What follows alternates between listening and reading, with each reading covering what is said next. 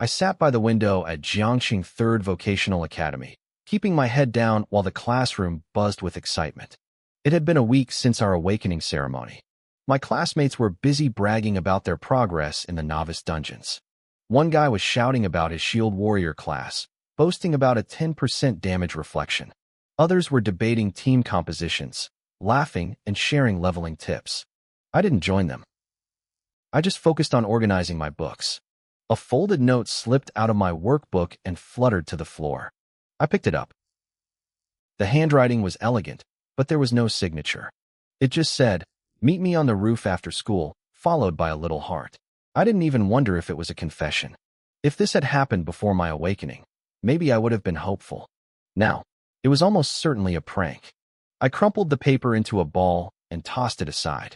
I wasn't exactly from around here. I was a transmigrator who had lived in this world for 18 years. Unlike Earth, this was a reality where games had merged with existence 1,000 years ago. Monsters roamed the lands, and humans awakened into classes to survive. Mages, warriors, archers, the combat classes were the stars of this world. Then there were the lifestyle classes, cooks, farmers, mechanics. The government claimed all jobs were equal, but everyone knew that if you didn't awaken a combat class, you weren't a protagonist in this story. I had awakened a combat class. In fact, I awakened the only one of its kind, Abyss Walker. It was a hidden class that allowed me to sign contracts with abyssal demons and fallen angels. On paper, it sounded godlike, but the cost was terrifying. To bind a demon, I had to sacrifice flesh and soul. My principal told me that if I pursued this path, I'd end up corrupted, rotting away under the whip of a succubus queen. My homeroom teacher begged me to give it up and just find a job in a factory. I let them believe I'd listened, but I knew a secret they didn't. The sacrifices didn't have to be my own flesh and blood. The souls of others worked just as well. My status panel listed the formulas clearly. 10 living goblins could summon 1 lesser demon. 10 wasteland wolves could get me a hellhound. Since monsters were the enemies of humanity, I felt no guilt using them as fuel. However, low-level monsters only summoned nameless fodder. If I wanted a named boss-level unit with growth potential, I needed higher-quality sacrifices. I looked at the formula for a hero-grade unit, Succubus Queen, Albedo.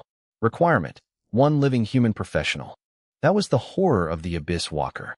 It didn't just test your strength, it tested your humanity. I looked around the room at my classmates. They were all newly awakened and weak. The thought of picking a lucky winner from the crowd crossed my mind more than once, but I crushed it every time. I wasn't ready to murder innocent people just for a power boost.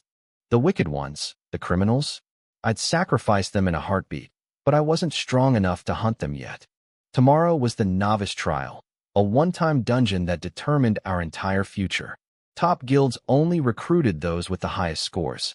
I had secretly reached level 5 over the past week, but with only my lesser demons, I wasn't sure I could hit an S rank.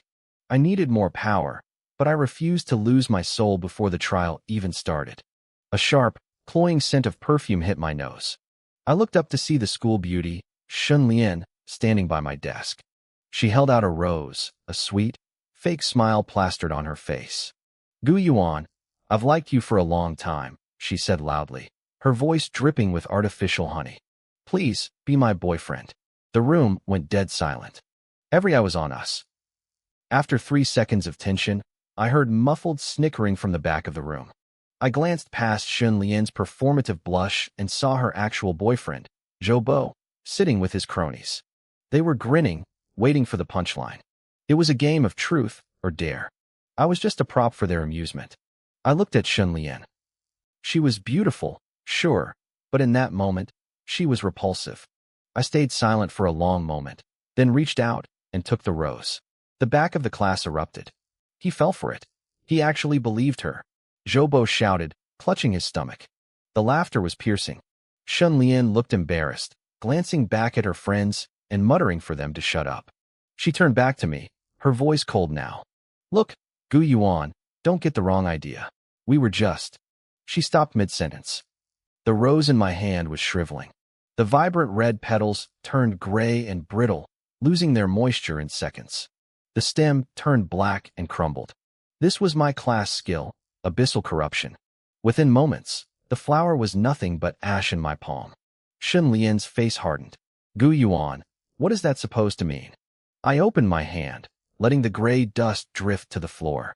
Taking the flower was out of respect for you, I said calmly. Destroying it was out of respect for myself. The laughter died instantly. A heavy silence filled the room. Shun Lian's face turned bright red with shame. I heard whispers from the other students, people who actually respected my grades and my past, even if they thought my class was a dead end. They were calling me elegant and saying Zhou Bo had gone too far. The shift in the room's atmosphere hit Zhou Bo like a slap in the face. He slammed his desk and stood up, his face contorted with rage. Gu Yuan, who the hell do you think you are? He barked, pointing a finger at me. You awakened a trash, self-harming class, and you're still trying to act tough? I was just playing a joke on you, you loser. Shun Lian recovered quickly, her face twisting from shame to pure spite. She crossed her arms, looking down her nose at me. She decided to twist the knife. Some people will be lucky to even find a wife in this lifetime, she sneered. I was just trying to give him a little sweetness, and look how he acts. So ungrateful. Truly disgusting. Her words triggered a wave of laughter from her followers. Zhou Bo barked out a laugh, leaning back. You might be the last woman to ever speak to him, he said. Well, unless you count the ugly ones. He paused, a cruel glint in his eyes. Actually, with that pretty face of his, he could always go sell himself. Looking at these clowns, I couldn't help it. I let out a small, quiet laugh. It was the kind of laugh you have when you are just genuinely speechless at someone's stupidity. That small smirk was the final straw for Zhou Bo. He lost his mind. What the hell are you laughing at? He screamed. He grabbed a heavy wooden chair, lifting it over his head like he was going to crush my skull. Come on then. Fight me. Two guys jumped up to hold him back, shouting for him to stop. A girl in the front row looked at him with pure disdain. Zhou Bo, I suggest you calm down, she said. Gu Yuan might have a weird class, but it's still a combat class. And have you forgotten his base stats? Are you seriously trying to pick a fight with him? She was right. Even a cornered rabbit bites. If he got desperate and sacrificed himself to summon a demon, he could take Zhou Bo down with him. Zhou Bo's bravado faltered. Base stats were the physical attributes we had before awakening. Most people were average, but I was a freak of nature. My strength, agility, constitution, and spirit were all at 10 points before I even touched the awakening stone. That was the absolute limit for a human, more than double the average person. Even at level 1, my total attribute score was 40. I wasn't some weakling he could just push around. Plus, I had already shown I was willing to use my skills, even if they cost me blood. Zhou Bo couldn't let it go, but he was too scared to do it himself. He turned to a burly kid standing next to him. Wang Hu, he barked. You awakened as a berserker, right? Drag him outside and give him a lesson he'll never forget. Wang Hu looked hesitant. A berserker was just a common class, nothing special. I had a hidden class and maxed out base stats. Even at level 1, I was probably as strong as he was at level 5. If I decided to fight for my life, he'd be in serious trouble. Zhou brother, maybe we should just forget it, Wang Hu muttered, looking embarrassed. You know how I get when I go berserk. What if I accidentally kill him? Zhou Bo's face darkened. Are you disobeying me? He hissed. Don't forget your dad is a supervisor at my family's Tianhong guild. Do you still want that internship or not? That hit Wang Hu where it hurt. For someone from a poor background, joining a major guild was the only way up. If he offended the young master of the Zhou family, his father would lose his job. Wang Hu sighed and walked over to my desk. He stood over me, trying to look intimidating. Gu Yuan, we're classmates. I don't want to get violent. You know your situation. Don't make this harder. Just apologize to Shun Lian and we can call it even. Shun Lian perked up, adding her own demand. I want him to get on his knees and apologize. I didn't even look up. I just kept packing my things as if they weren't even there. Zhou Bo screamed from the side. He's ignoring you. Wang Hu, don't let him make a fool out of you. Wang Hu's face turned bright red with anger. He slammed his hand down on my desk, leaning in close. Kid, I'm trying to be nice. Don't push it. Finally, I reacted. I looked up slowly, meeting his eyes with a calm, steady gaze. Under the desk, my right hand was already pulsing. A ball of pitch-black energy, thick as ink, had formed in my palm. Abyssal fell energy. It was my only attack skill for now. It carried the power of pure corrosion. I could use it for a melee strike or throw it like a projectile. If I hit a level 5 berserker with this, he wouldn't be attending the trials tomorrow. But I wasn't going to strike first. If I initiated the fight, I'd lose my trial eligibility. I needed him to swing so I could claim self-defense. To Wang Hu, my silence was pure provocation. Fine, have it your way, he roared. He stood up straight, his muscles bulging and expanding. A faint red glow radiated from his skin. You want to act tough? Let's see how long you last. He activated his core skill, Berserk. I tightened my grip on the fell energy, ready to slam it into his chest the moment he moved. But before he could raise a hand, a sudden chill swept through the room. Blue flames erupted around Wang Hu. There was no heat, only a bone-chilling frost. In an instant, the flames encased him, turning the massive berserker into a human-sized sculpture. The room went silent. Everyone was frozen in shock. I blinked, letting the fell energy dissipate as I looked toward the source of the magic. 2 rows back, a girl with long, ice-blue hair stood holding a slender staff. The mana crystal at the tip was still smoking with cold mist. It was Lan Ruodong. She was the class goddess. Her looks, her family background, and her power were leagues above someone like Xin Lian. Her base stats before awakening had been 37, only 3 points behind mine. She was usually cold and distant, rarely showing up to class and never speaking to anyone. I had almost forgotten she was even in our grade until she awakened a rare Frost Mage class. I never expected the Ice Queen to step in for me. Calm down, she said. Her voice was as cold as her magic. Wang Hu's eyes darted around frantically inside the ice, signaling that he had learned his lesson. She lowered her staff, and the ice shattered into glowing blue dust. Wang Hu collapsed to the floor, shivering violently as the frost bit into his bones. Zhou Bo and Xun Lian looked like they wanted to disappear. They didn't even dare to look at her. In this world, the strong rule. Zhou Bo could bully regular students, but Lan Ruodong's family could crush his father like a bug. I looked at her and gave a small nod. Thanks, I said. She didn't respond. She just sat back down and went back to her phone as if nothing had happened. She was the definition of cold. I shrugged it off. Maybe she just hated the noise and wanted them to shut up. As I walked out, I heard a voice trailing behind me. You better watch your back, Gu Yuan. I looked back to see Zhou Bo glaring at me with pure hatred. You won't be in a crowd forever. I just smiled and nodded. For some reason, I was actually looking forward to it. I stayed late at school, chatting with a few teachers who had always been kind to me despite my new class. By the time I left, the sun had vanished. The streetlights flickered on, casting long, yellow shadows across the pavement. I hopped on my bike and started the ride home. My route took me through a lonely stretch of road flanked by dense woods. It was deathly quiet, the only sound being the rhythmic hum of my tires. Suddenly, I felt it. A pair of eyes was watching me from the darkness. A cold light shot out from the woods ahead to my right. It was coming. I let out a low, quiet laugh. Through my second skill, Abyss Gaze, I already knew exactly what was waiting for me. There were a lot of people in those trees, but none of them were over level 5. It looked like Zhou Bo hadn't disappointed me. He had come to block my path under the cover of darkness. Honestly, I welcomed it. The woods under the night sky were deep and gloomy, looking remarkably like the Abyss woodlands from the game. I kicked down the kickstand of my bike and stopped. I accidentally opened my personal panel and accidentally pulled up the contract requirements for the succubus queen, Albedo. To summon her, I needed a sacrifice, a living professional. Human nature can't stand the test, I whispered to myself. Especially in a place where no one is watching. The moment my bike settled, the bushes to my right erupted. 7 figures burst out, surrounding me in a tight circle. Leading them was Zhou Bo, wearing a nasty sneer and gripping a baseball bat. Xin Lian was clinging to his arm, her makeup perfectly done for the occasion. The others included Wang Hu and 4 other professionals carrying starter weapons. They were all fresh recruits, students who had just awakened. I scanned the group and felt like laughing. It seemed Zhou Bo wasn't as high profile in his own family as he pretended to be.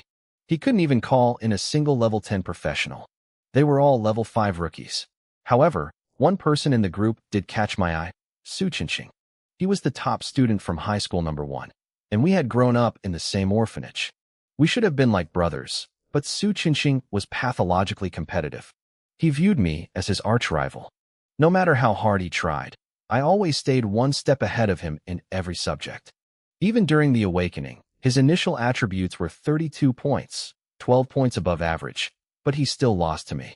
His profession, Gale Swordsman, was a rare one, but compared to my hidden class, it was nothing. Of course, Su Qinxing didn't see it that way.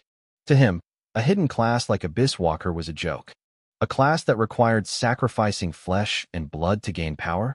That was just a suicide mission. Before Zhou Bo could even open his mouth, Su Qinxing stepped forward. "Gu Yuan," he said, his voice cold. "I heard you were pretty arrogant today. That kind of attitude will get you crushed in the real world. I'm here today to help you fix that temper, so you don't end up beaten to death on the streets later." I nodded, my expression dead serious. "I appreciate you looking out for me." Su Qinxing's brow furrowed. He hated that sure, whatever you say look on my face. It made him feel like he hadn't actually won. Zhou Bo swung his bat impatiently. "Su Qinxing, why are you wasting your breath? Grab him. Break his legs first." Su Qinxing stopped talking and gripped the hilt of the sword at his waist. The lackeys behind him started cracking their knuckles, ready to lunge. "Wait!" I shouted. Everyone froze. I looked at Shun Lian, forcing a pathetic, pleading smile onto my face. "Lian, I know I messed up. I can apologize to you and Zhou Bo. But, can we not do this here? Can we go into the woods over there?" The group went silent for a second, then erupted into laughter. "Is it too late to apologize now?" Zhou Bo barked, resting the bat on his shoulder. "You want to change locations? Who the hell do you think you are to negotiate with us?" I lowered my head even further, sounding defeated. "Brother Zhou, I just want to save some face. I don't want the neighbors to see me like this. Once we're in the woods, you can do whatever you want with me. Please." "Oh." Zhou Bo poked my shoulder with the bat. "Now you care about your face? You should have thought of that before you acted tough." I nodded weakly. There were so many people in class today. I just wanted to show off a little. "Haha, you really are a clown." Zhou Bo laughed hysterically. He turned to Su Qinxing. "Qinxing, what do you think?" Su Qinxing nodded slowly. "This kind of thing should be handled in the woods anyway. And if you want to humiliate him, it's easy. Once we're inside, record the whole thing on your phone and post it to the school forums." I took a deep breath. Su Qinxing was an orphan just like me. I thought he might have a shred of empathy, but he was being even more vicious than Zhou Bo. "Haha, recording a video.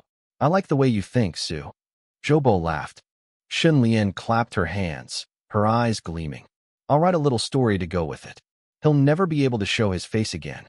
Zhou Bo threw an arm around my shoulder, pulling me close. "When we get in there, you better cooperate. If I have a good time, I might even use a filter on you. You hear me?" I kept nodding. "Thank you, Brother Zhou. Thank you, everyone." He's actually saying thank you. Zhou Bo laughed at the others. What an absolute idiot. We headed into the trees. The moonlight was shredded into jagged pieces by the thick canopy. It was pitch black, save for the swaying beams of their phone flashlights. They shoved me along like I was being marched to an execution. As I walked, I studied the terrain. I was carefully picking out the perfect graveyard for these guys. Su Qinxing walked beside me, speaking as if we were just catching up. "I never expected you to be such a coward. I really overestimated you." I gave him a submissive smile. "I'm sorry to disappoint you." "Don't be sorry." Su Qinxing laughed, shaking his head. "Since we were kids, you were always the leader. Everyone circled around you. Seeing you like this, honestly, it feels great." He patted my shoulder and called out to Zhou Bo, "This is far enough. Any deeper, and we'll get lost." Zhou Bo stopped and pulled out his phone to start recording. He jerked his chin at me and looked at Shun Lian. "Babe, this kid pissed you off today. Do whatever you want. I've got your back." "You're the best, honey," Shun Lian said sweetly. Then she turned to me. The fake sweetness vanished, replaced by pure spite. She pointed at the ground like a queen. "Kneel." I didn't move. My eyes drifted past her as I calculated exactly how long it would take to kill every single person in this clearing.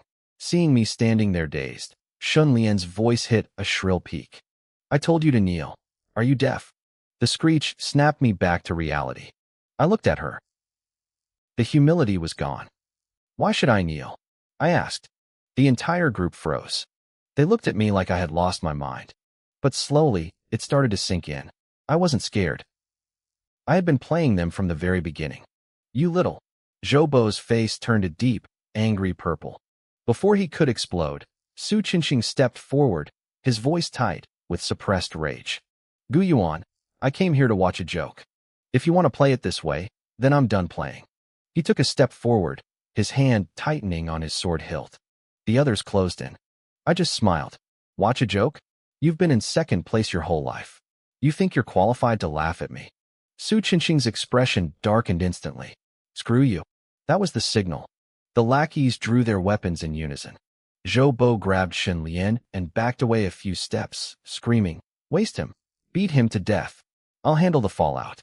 Medical bills, funeral costs. I'm paying for it all. The professionals, including Su Qingqing, fanned out immediately. They moved into a perfect combat formation. Wang Hu, the berserker, took the front. Su Qingqing took the center. Archers and mages flanked the sides, with a priest in the very back. I looked around and nodded to myself. Frontline, damage, range, and healing. It was a textbook setup. This was definitely Su Qingqing's handiwork. Zhoubo was a mindless idiot, but honestly, Su Qingqing wasn't much smarter. He never stopped to wonder why I was so calm, or why I had dared to lead them here in the first place. I scanned their faces one by one, mentally mapping out every possible escape route they might try to take. Then, I raised my hand. I snapped my fingers. A dark red magic circle, etched with eerie runes, erupted from the ground with me at the center. Flames licked along the lines of the formation, and a foul, suffocating stench of the abyss began to rise. Through the rustling leaves, the sound of demonic laughter grew louder and clearer. Su Qingqing's pupils shrank to pinpricks. No, he screamed. He's sacrificing his soul. He's summoning demons. From the depths of the circle, a cackling voice echoed, chilling everyone to the bone. The glow of the formation cast a sickly, grayish light on their faces. They looked like walking corpses. It finally clicked for them.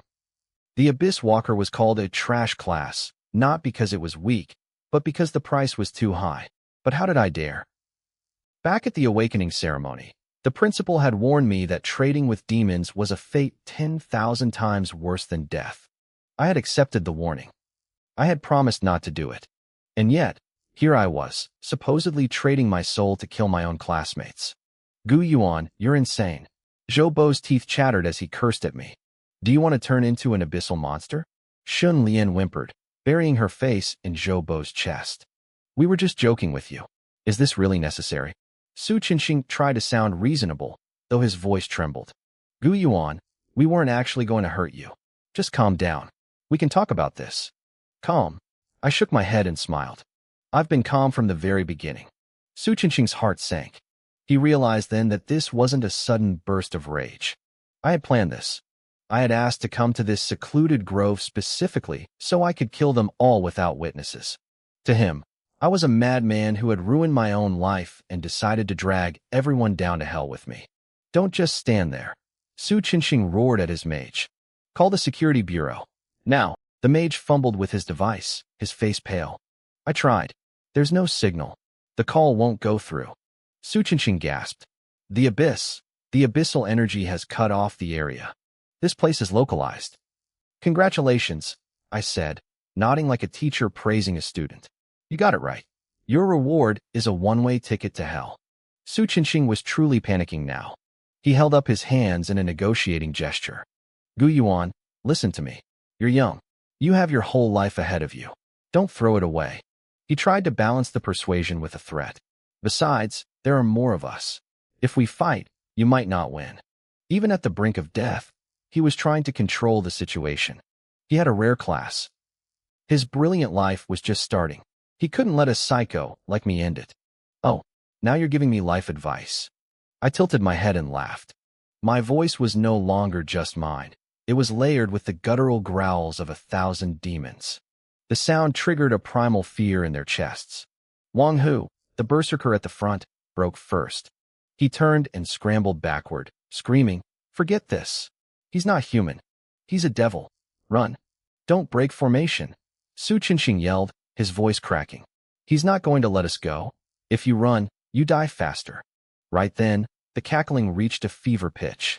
Pillars of fire erupted from the magic circle. 6 red figures wrapped in flames shot into the air and landed at the edges of the formation. They were imps, the most common scavengers of the abyss. They stood barely a meter tall, their bodies hunched and skeletal with dark red skin. Small goat horns sprouted from their heads, and their mouths were split wide to their ears, filled with needle-like teeth. Their tattered leathery wings flapped, kicking up a scorching wind. Imps, the mage's legs gave out, and he hit the dirt hard. Everything the teachers had said about demons flashed through their minds. High fire resistance. High toxin resistance. Rank for rank, their combat power far exceeded any normal monster. But the most dangerous thing, the books said, were the humans who chose to embrace the abyss. A rain of sulfurous fire began to fall, setting the leaves ablaze. The dark grove turned into a vision of hell. In the center of the flames, my shadow stretched and twisted, growing into a monstrous silhouette that loomed over them all. My eyes glowed with a sickly red light. "Leave the sacrifices," I commanded, my voice echoing through the trees. "Send the rest to hell."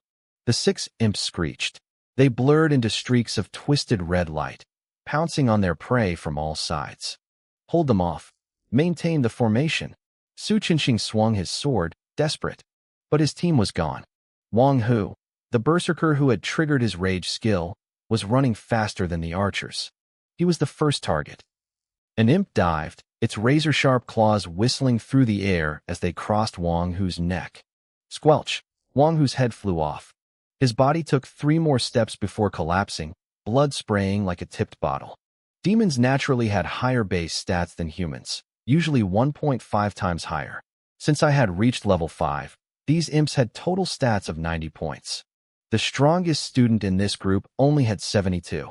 Against a demon, a warrior built for strength and constitution was as fragile as wet paper. The long-range classes stood no chance at all. The priest at the back managed to scream one syllable before 2 imps landed on him. One tore out his throat, while the other ripped his heart from his chest. The mage and archer tried to fire back, but their aim was pathetic compared to the imp's speed. A few bursts of abyssal hellfire later, they were nothing but charred husks. It wasn't a fight. It was a slaughter. "Let me go. Get off me." Zhou Bo was being hoisted into the air by 2 imps, each grabbing an arm. He kicked and struggled, but a 3rd and 4th imp flew up, seizing his legs. They grinned at him, then pulled in 4 different directions. With a sound like heavy cloth tearing, Zhou Bo was ripped into 4 pieces. Blood and organs rained down, sizzling as they hit the magical flames below. Shen Lian didn't even have time to scream. Her eyes rolled back, and she collapsed, fainting on the spot. Su Qinxing was the last one standing, or rather, kneeling. 2 imps had driven their claws through his shoulders, pinning him to the dirt. He looked at me, his face a mask of pure terror. "Gu Yuan, please, we grew up together. We used to play." I shook my head. "I don't remember." I raised my withered wood staff and pointed it directly at his face. A thick, swirling mass of abyssal energy began to gather at the tip. The energy surged from my staff, sinking directly into Su Qinxing's body. I watched with cold indifference as his skin began to shrivel and wither right before my eyes. He opened his mouth wide, desperate to beg for mercy, but no sound came out. The abyssal energy kept pouring in, draining the very life from his veins. The light in his eyes flickered and died, sinking deep into his hollowed-out sockets until there was nothing left but a husk. At that same moment, back at the Jiang City 3rd Professional Academy, the night wind was blowing across the rooftop. Lan Ruodong stood alone, her long, ice-blue hair fluttering in the breeze. She looked up at the cold moon, her pale face masking a deep sense of disappointment. After a long silence, she let out a heavy sigh and looked away. He didn't come. She blamed Shen Lian for causing trouble and ruining everything. She had no idea that while she stood in the moonlight, the world was changing. "No, please, don't kill me," Shen Lian screamed as she bolted upright, waking from a nightmare. Her eyes snapped open, but she wasn't in the woods anymore. Instead, she saw a low, moss-covered ceiling. A faint candle flickered in the corner, casting long, dancing shadows against the damp walls. She panicked. Where was she? Memory hit her like a tidal wave. The forest turned into a burning hell. The brutal, savage demons. Jobo being ripped into 4 pieces. And then, the man more terrifying than any demon, me. Shun Lian sat up, her heart hammering against her ribs. She was in a sealed, damp cellar. The air smelled of rot and decay. In the center of the room, a strange magic circle drawn in blood and silver powder glowed with a faint, ominous red light. Her heart sank. Seeing that circle told her everything she needed to know. She was still in my hands. But a thought flickered in her mind like a flame in the dark. Why was she alive? Everyone else was dead. She was the school flower, the dream girl of countless guys. She convinced herself that I must have spared her because of her beauty. She thought I wanted her for myself. That thought actually made her feel superior. She figured men were all the same, driven by their basic instincts. She thought she was safe. The wooden cellar door creaked open above. A silhouette appeared against the light and started walking down the old wooden ladder. It was me. I had taken off my shirt, revealing the lean, hard lines of my physique. The dim candlelight caught the sharp angles of my face. Shun Lian's heart skipped a beat. She realized I wasn't the ugly loser she thought I was. Without that baggy school uniform, I looked completely different. She actually thought to herself that even if I used her, it wouldn't be the worst thing in the world. I didn't even look at her. I walked straight to the magic circle and knelt down, checking the patterns with intense focus. Shun Lian tried to look pathetic. She pulled at her messy clothes, trying to show off her figure. She assumed I was setting up some kind of master-servant contract. Gu Yuan, she said, her voice trembling with a fake, tearful tone. They forced me to do those things. I don't actually hate you. I didn't look back. She grew bolder and walked over to my side. You want me, don't you? I understand. You killed Zhou Bo and the others for me, right? I finally turned my head. I gave her a warm, gentle smile and nodded. You're right. Everything I did today was for you. She wanted to laugh out loud. She thought she had me figured out. As long as I didn't kill her, she could find a way to escape. She decided to play along, telling me we could have a normal relationship instead of a contract. She thought she could manipulate me, even planning to report me to the authorities the moment she got away. Don't worry, I said with a light chuckle. I never planned on signing a contract with you. She froze, pointing at the floor. Then isn't this a master-servant array? I shook my head. I don't know how to make something that evil. She exhaled, feeling relieved. She started thinking of ways to get me to take her to a bed instead of this cold floor, already counting the ways she would control me. Suddenly, I stood up and grabbed her shoulder. You're hurting me, she whined, thinking I was finally going to get physical. I didn't say a word. I used all my strength and threw her directly into the center of the magic circle. She stumbled and fell, a dark premonition finally chilling her blood. She looked up at me and saw the expression on my face. My eyes were shimmering with a near-manic excitement. She still thought it was lust. She didn't understand why it had to happen inside the circle, but she assumed I had some weird fetish. I slowly raised my hands, my fingers moving in a rhythmic, chanting motion. What are you doing? She shrieked. I didn't answer. I closed my eyes and began to recite a series of obscure, guttural syllables that sounded like a fever dream. The cellar began to hum. The blood-red light grew blinding. My shadow on the wall seemed to come alive, twisting and clawing at the air. Shun Lian screamed and tried to crawl out, but I summoned 2 imps to pin her down. The realization finally hit her like a physical blow. I had no interest in her. Not that kind. I had kept her alive for one reason only. A sacrifice. The word exploded in her mind. I hadn't been crazy. I hadn't been reckless. I had led them into the woods because it was the perfect place to kill. I had hidden my true profession to make everyone think I could only sacrifice myself. I was more evil than any demon they had ever faced. It was too late. Dozens of pitch-black energy chains, like tentacles from the deepest pit of hell, erupted from the array. They coiled around her limbs and pierced straight through her heart, her stomach, and her forehead. Her shrill, agonizing screams echoed through the sealed cellar. I stood there, expressionless, watching the life drain out of her as if I were simply waiting for a progress bar to finish loading. With a final, wet thud, her breath stopped. The sacrifice was complete. Shun Lian's body disintegrated completely, turning into a cloud of shimmering pink light that was sucked greedily into the magic circle.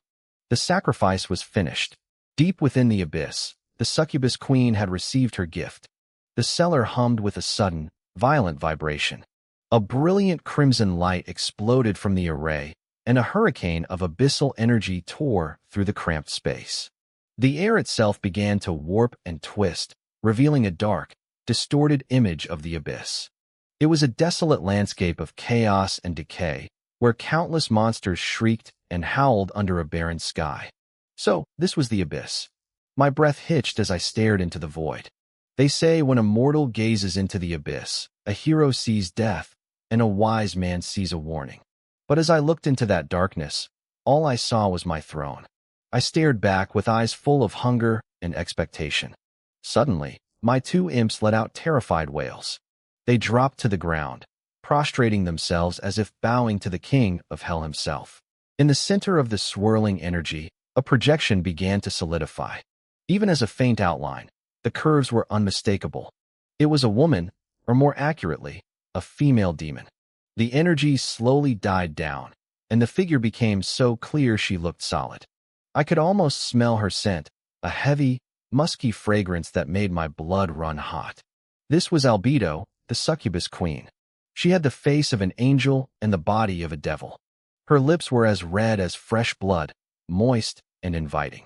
Her eyes were bright, possessing a charm that felt like it could snatch away a man's soul. She was the pinnacle of everything a high-quality female demon should be. Her chest was full, her waist impossibly thin, and her legs were long and elegant. Even the gracefully curved horns and the small, delicate wings on her back didn't ruin her beauty. They added a sense of forbidden, sacrilegious allure. My mouth went dry. Even with the experience of 2 lifetimes, I nearly lost my composure staring at her. She was a masterpiece created by the abyss specifically to corrupt the hearts of men. Every inch of her skin and every curve of her body was designed to satisfy human desire. Our first meeting. It is a true honor. The succubus queen lifted the hem of her skirt and gave a slight, graceful bow. My name is Albedo, of the royal succubus bloodline. I am very pleased to sign a contract with you. From now on, please take care of me. Her voice was soft and enchanting, enough to melt a man's bones. Her tone was playful and lazy, yet I could hear the underlying authority of a natural ruler. I nodded back, keeping my voice steady. The pleasure is mine. I am Gu Yuan. In reality, the contract between an abyssal walker and a demon is just an employment agreement. I was the boss, and she was the employee. But demons are terrible employees. They are greedy, cunning, and cruel. They come to the human world to indulge in slaughter and destruction. If they aren't satisfied, or if they get bored, they'll find a way to break the contract and turn on their master. To avoid that risk, I had to keep my soul intact. I could never sacrifice my own essence. Of course, demons are also creatures of passion. If your strength and charm are high enough to meet their needs, they can be fiercely loyal. As I was thinking, Albedo spoke again.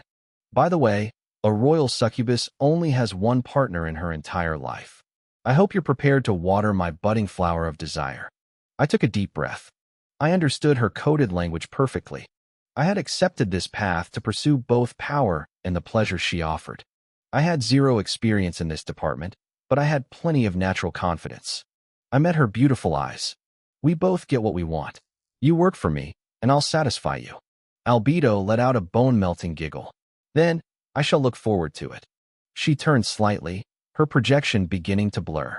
Then, as if remembering something, she looked back over her shoulder and bit her lower lip. Oh, one more thing. I like your abs and your V-line. I imagine they'll be very powerful. Summon me before you go to sleep. See you soon. The projection vanished. The scent faded.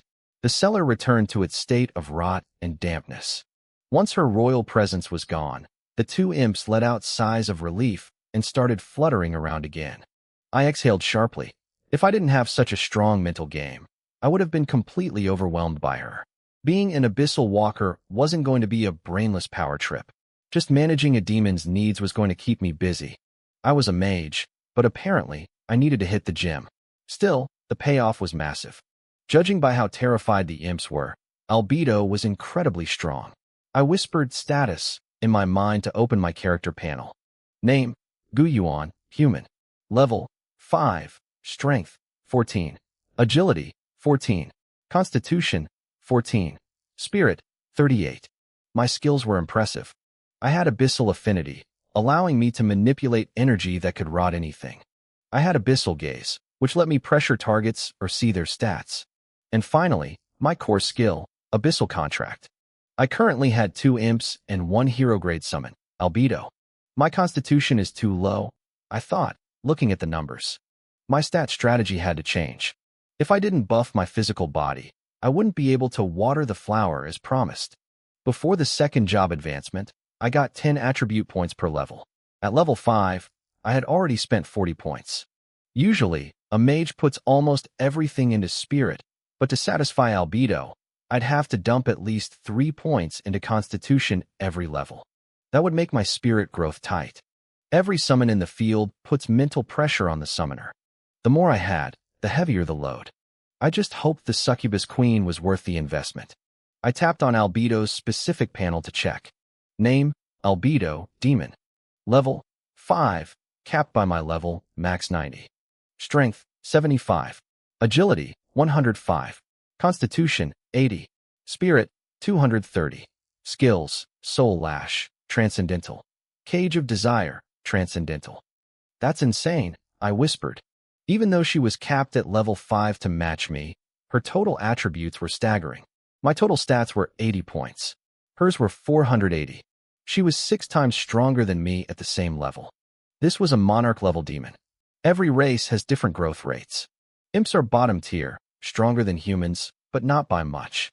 But albedo? Her starting stats and growth were elite. She was the kind of creature that usually served as a final boss in a high-level hidden dungeon. To escape punishment and avoid being hunted by the Zhou family, there was only one path forward. Inside the cellar, I carefully erased the traces of the magic circle. My mind raced. I could try to run, but the security bureau would take a case this big very seriously. With the Zhou family's influence, they would dispatch second advancement professionals, level 30 or higher, to hunt me down. They had trackers and power far beyond mine. Even if albedo was a monarch-level demon, she was capped by my level. She couldn't beat a level 30 veteran yet. If I resisted arrest, I'd be killed on the spot. If I surrendered, I'd be dead in a holding cell by tomorrow morning. I picked up Zhou Bo's bloodstained phone, using his severed finger to unlock the screen. A video played, filled with the laughter and curses of the deceased. Zhou Bo, let's stop here. We're too deep in the woods, a voice said. Baby, that kid pissed you off today, Zhou Bo's voice replied. Vent however you want. I've got your back. You spoil me, hubby, Shun Lian's voice chirped. Make him kneel. Break him. Beat him to death. If anything happens, it's on me, Zhou Bo bragged.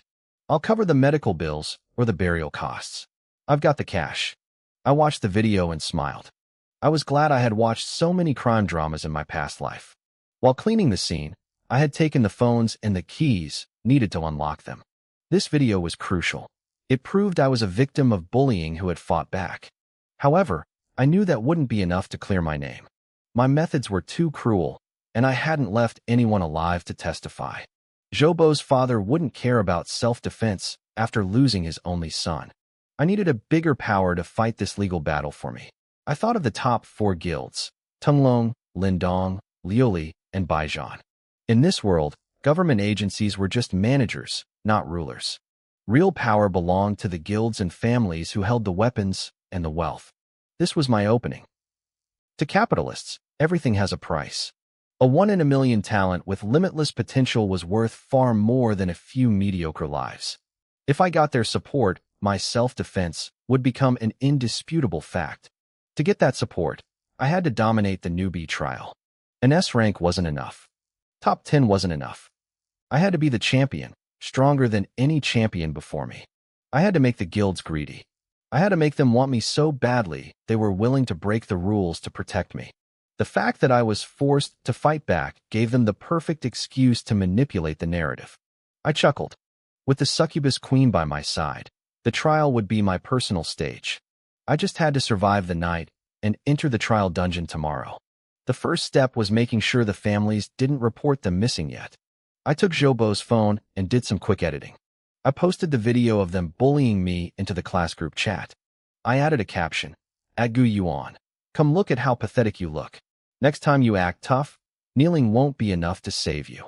The group chat exploded instantly. "Jobo, this is too much." Li Zihan messaged. "All of you against one guy?" "Su Wenxuan, why are you even posting this?" Another classmate asked. "Are you trying to say we have to obey you or die?" Even Su Qinxing from the infirmary was there. A girl named Zhong Yakin added. "I guess his good student act was fake. I'm so disappointed." Our teacher, Li Jing, tagged me immediately. "Gu Yuan, are you okay? Are you hurt? Do we need to call the security bureau?" The students were furious, exactly as I intended, but I couldn't let them actually call the police. I grabbed my own phone and replied. Now, even if they didn't come home or answer calls, their families wouldn't worry. Jobo's father was always busy. He wouldn't check on his son for days. I leaned back and exhaled. For my first time killing, I wasn't nervous. I was unnervingly calm. In fact, looking back at the carnage, I almost enjoyed it. The abyss must be corrupting me. I joked to myself, blaming the dark energy.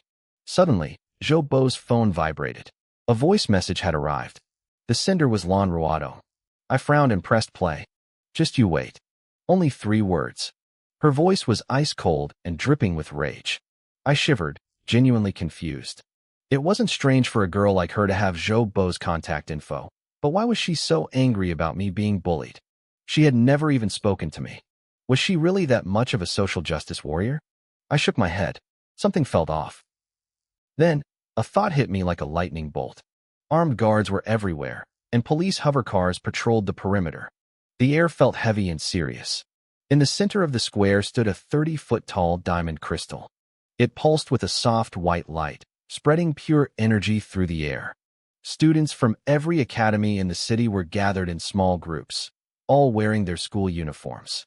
We weren't allowed to bring any outside weapons or gear. Once we entered the rift, the system would provide basic equipment to keep things fair. I blended into the crowd, wearing a mask and my clean uniform. I had spent the morning using a blunt shield to carefully bruise my own face and arms. I looked like a mess, the perfect image of a bullying victim. It wouldn't affect my fighting, but it would definitely help my cover story later. I looked up at the massive holographic screen nearby. It was looping highlights from previous trials. Swords clashing, spells exploding. It was designed to get the students' blood pumping. I watched a senior named Yi Jingchuan pierce a boss's chest with a spear. His stats popped up. Nightmare difficulty, S rank, rank number 1. If I wanted the top spot, I had to choose Nightmare. I whispered the words to myself, feeling the weight of them. An S rank wasn't enough to make a top guild protect a murderer. I had to be the absolute best. In Nightmare mode, the monsters were twice as strong. Most people couldn't even finish it, let alone rank. Without the human sacrifice I'd performed to summon a hero-tier demon, my Abyss Walker class would have been mediocre at best. Now, I had a real shot. Up on the VIP stage, the city's big shots were already bickering. I could see my principal, Zhang Jinhai, facing off against the principal of the first academy. "Old Zhang, your school is full of talent this year," the other principal said with a fake smile. "A guild heiress and a hidden class user? That's 2 guaranteed S ranks." The teachers from my school looked annoyed. Everyone knew my hidden class was considered a curse. Mentioning me was a blatant insult. "Lan Ruatong is strong, but she's her own person," my principal replied calmly. He looked toward the crowd, a flicker of pity in his eyes. "As for Gu Yuan, he's a good student. I wish he'd awakened a normal class instead of being mocked by fate." The other man chuckled, clearly enjoying himself. "Hidden classes are useless if you can't use them. Look at my student, Su Qinxing. He's just a swift swordsman, but at least he can actually fight." My homeroom teacher, Li Jing, couldn't take it anymore. She stood up, her face red. "Is that so? Why don't you try awakening as an Abyss Walker and see how well you do?" The tension was thick enough to cut. But then, A faculty member rushed up to the first academy principal and whispered in his ear. The man's smug expression vanished instantly. What? Su Qingqing is missing, he hissed. The trial is starting. Where is he? He hurried off the stage, his face pale. My principal let out a small, dry laugh, telling him to worry about his own students. But I noticed Li Jing's brow furrowed too. She was looking at her clipboard. 3 of her students were missing: Wang Hu, Zhang Yuan, and Yang Yu. She had tried calling Zhou Bo, but while his phone rang, no one answered. In the middle of the crowd, I felt a vibration in my pocket. I pulled out Zhou Bo's phone. It was flooded with messages. One was from Li Jing, sounding desperate, asking if the others were with him. Another was from Zhou Bo's father, screaming in text form about how the principal was calling him. I typed out a quick response. Asterisk, he's dead. I'll surrender after the trial. Asterisk. I hit send and tossed the phone into a nearby trash can. There was no point in hiding the evidence anymore. A confession might actually help me look like I was acting in self-defense or under extreme duress later. Bong! A heavy bell rang across the square. The giant crystal erupted in a blinding white light. The chatter died instantly. A transparent panel appeared in front of my eyes. Newbie trial activated. Dungeon, Goblin Outpost. Level requirement, 5. Enter. Countdown, 60. 59. I didn't hesitate. I thought the word yes. Columns of white light began beaming students away, thinning out the crowd. Li Jing was still scanning the square, frantically looking for her missing students. Her eyes swept over the edge of the crowd and stopped dead on me. Her jaw dropped. She looked like she'd seen a ghost. I knew what she was thinking. I had promised her I'd give up on being a professional. I had promised I'd go work in a factory and never touch the dark arts. I gave her a cold, empty stare before the white light swallowed me whole. The ritual was done. The trial was starting. And I was going to show them exactly what an abyss walker could do. I stood at the entrance to the newbie trial, the one place I wasn't supposed to be. My presence there meant I hadn't given up. It meant I was ready to sacrifice my soul to the abyss, or perhaps I already had. The passive skill, gaze of the abyss, flickered in my mind. I felt Li Jing's eyes on me, wide with shock and disbelief. I didn't say a word. I just gave her a slight, apologetic smile before looking away. My eyes fixed on the countdown floating in the air. 50, 49, 48. The white light erupted, a pillar of energy shooting toward the sky. My thin, solitary figure was swallowed by the radiance as the teleportation took hold. Up on the high platform, Principal Zhang Junhai finally noticed me. He stood up so fast his chair nearly tipped over, his face twisted in horror. Is that Gu Yuan? How did he? Before he could finish, I was gone. At that same moment, deep in a trash can near the square, Zhou Bo's phone screen lit up. A message from his father flashed. Who are you? Where's my son? The screen flickered for a few seconds, then slowly went dark. The ritual was complete. Now, it was time for the payment. Back at the central square, the last pillar of light faded. The noisy crowd had vanished, leaving the area eerily quiet. But on the VIP guest seats, things were heating up. Gu Yuan? Why is he in the trial? Zhang Junhai turned to Li Jing, his face flushed with anger. I told you to make sure he gave up. Li Jing was pale, her body trembling. That apologetic smile I gave her stung more than a direct insult. She didn't see it as betrayal. She saw it as my final act of desperation. Gu Yuan had been their star student, smart, kind, and full of potential. But he had awakened a dark class that consumed its user. To stay alive, he was supposed to live a quiet, mediocre life. For a genius, that was a death sentence. Principal, Li Jing said, her voice shaking but rising to match his anger. This has to be because of that video. Zhang Junhai froze. He remembered. Last night, Li Jing had sent him the footage of me being bullied, demanding the school take action. He had delayed it, wanting to wait until after the trials so it wouldn't distract the other students. He thought I was being submissive. He didn't realize my weakness was just a mask for my extremity. The humiliation had pushed a genius to the edge of self-destruction. He thought I was sacrificing my soul just to prove a point one last time. A wave of fury washed over the principal. He understood now. Once this trial was over, every single person who had laid a hand on me was going to pay. A principal from another school leaned in. Old Zhang, didn't you stop him? An abyss walker has to sacrifice their soul to fight. Isn't he afraid of being corrupted? Zhang Jinhai gripped the armrests of his chair until his knuckles turned white. Compared to the abyss, he muttered, the human heart is much more terrifying. Suddenly, the giant screens that usually played promotional videos changed. A real-time data list appeared, showing tens of thousands of candidates, their regions, and their chosen difficulty levels. 90% of the students chose normal. 10% chose hard. Only a handful of lunatics picked nightmare. At the very top of the list, a few names were highlighted in blood-red text. They stood out like open wounds. Asterisk Guyuan. Jiang City. Solo Nightmare. Asterisk Lan Ruado. Jiang City. Solo Nightmare. Asterisk. A collective gasp swept through the teachers and officials on the platform. Choosing Nightmare meant I intended to use every ounce of my class's power. It meant I was embracing the abyss fully, walking straight toward my own destruction. They thought I didn't plan on coming back alive. But Zhang Jinhai just stared at the screen with a sad, knowing smile. If a man chooses to burn, he might as well burn brightly. Meanwhile, inside the dungeon, the white light vanished. The feeling of weightlessness disappeared, and my boots hit soft, damp earth. The smell of soil and rotting vegetation filled my nose. Towering ancient trees surrounded me, and the chirping of strange insects echoed through the brush. I was in the goblin outpost. A light blue screen flickered to life in front of me. You have selected Nightmare difficulty. Monster count increased by 100%. Monster attributes increased by 150%. Buffs granted, plus 30% damage reduction, plus 30% damage dealt, plus 50% speed. Score multipliers. Difficulty plus 300%, solo plus 300%. Objective, reach the outpost. Destroy the core crystal or kill the goblin centurion. Good luck. As the screen faded, I heard it, the high-pitched, excited screeching of goblins in the distance. These weren't normal goblins.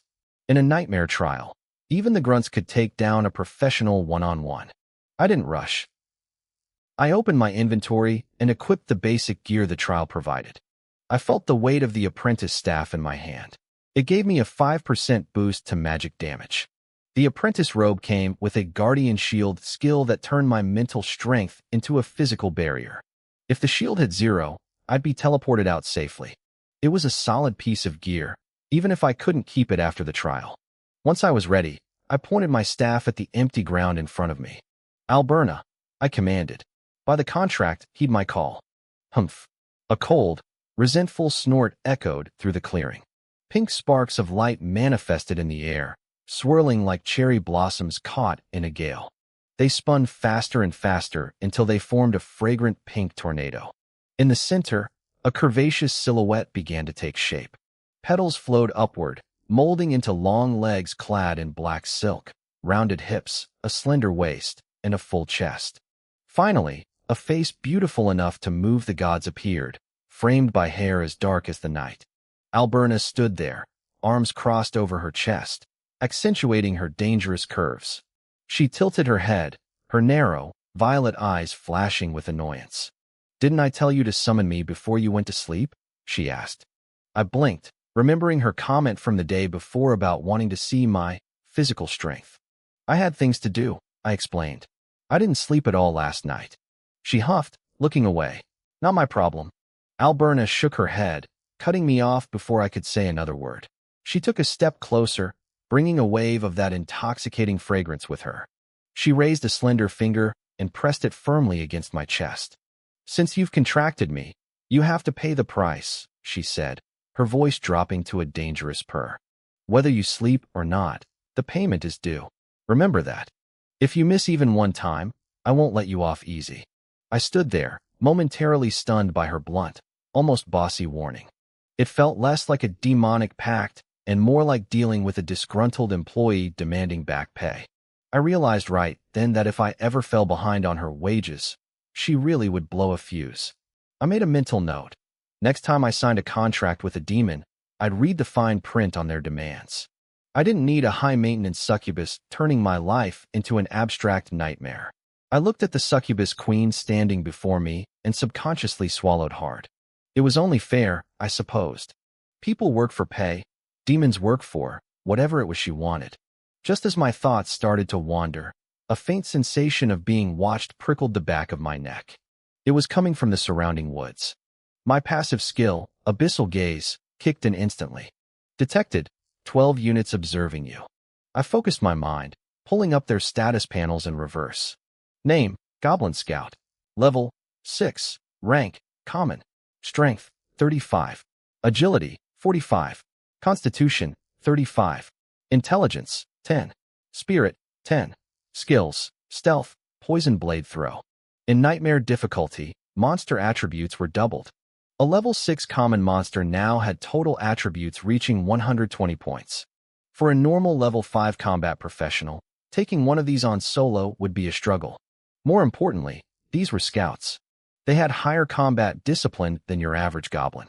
I could tell just by the sudden silence. The constant chattering and rustling that usually filled the forest had vanished.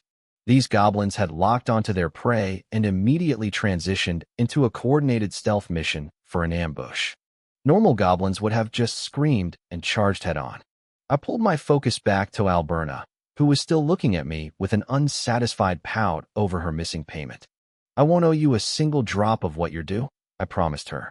But first, we have to get through this little obstacle. Alberna raised a hand and let out a bored yawn. You call these creatures, who can't even control their own primal urges, an obstacle. Less than 100 meters away in the thick brush, a patrol of 12 goblin scouts moved in a low crouch.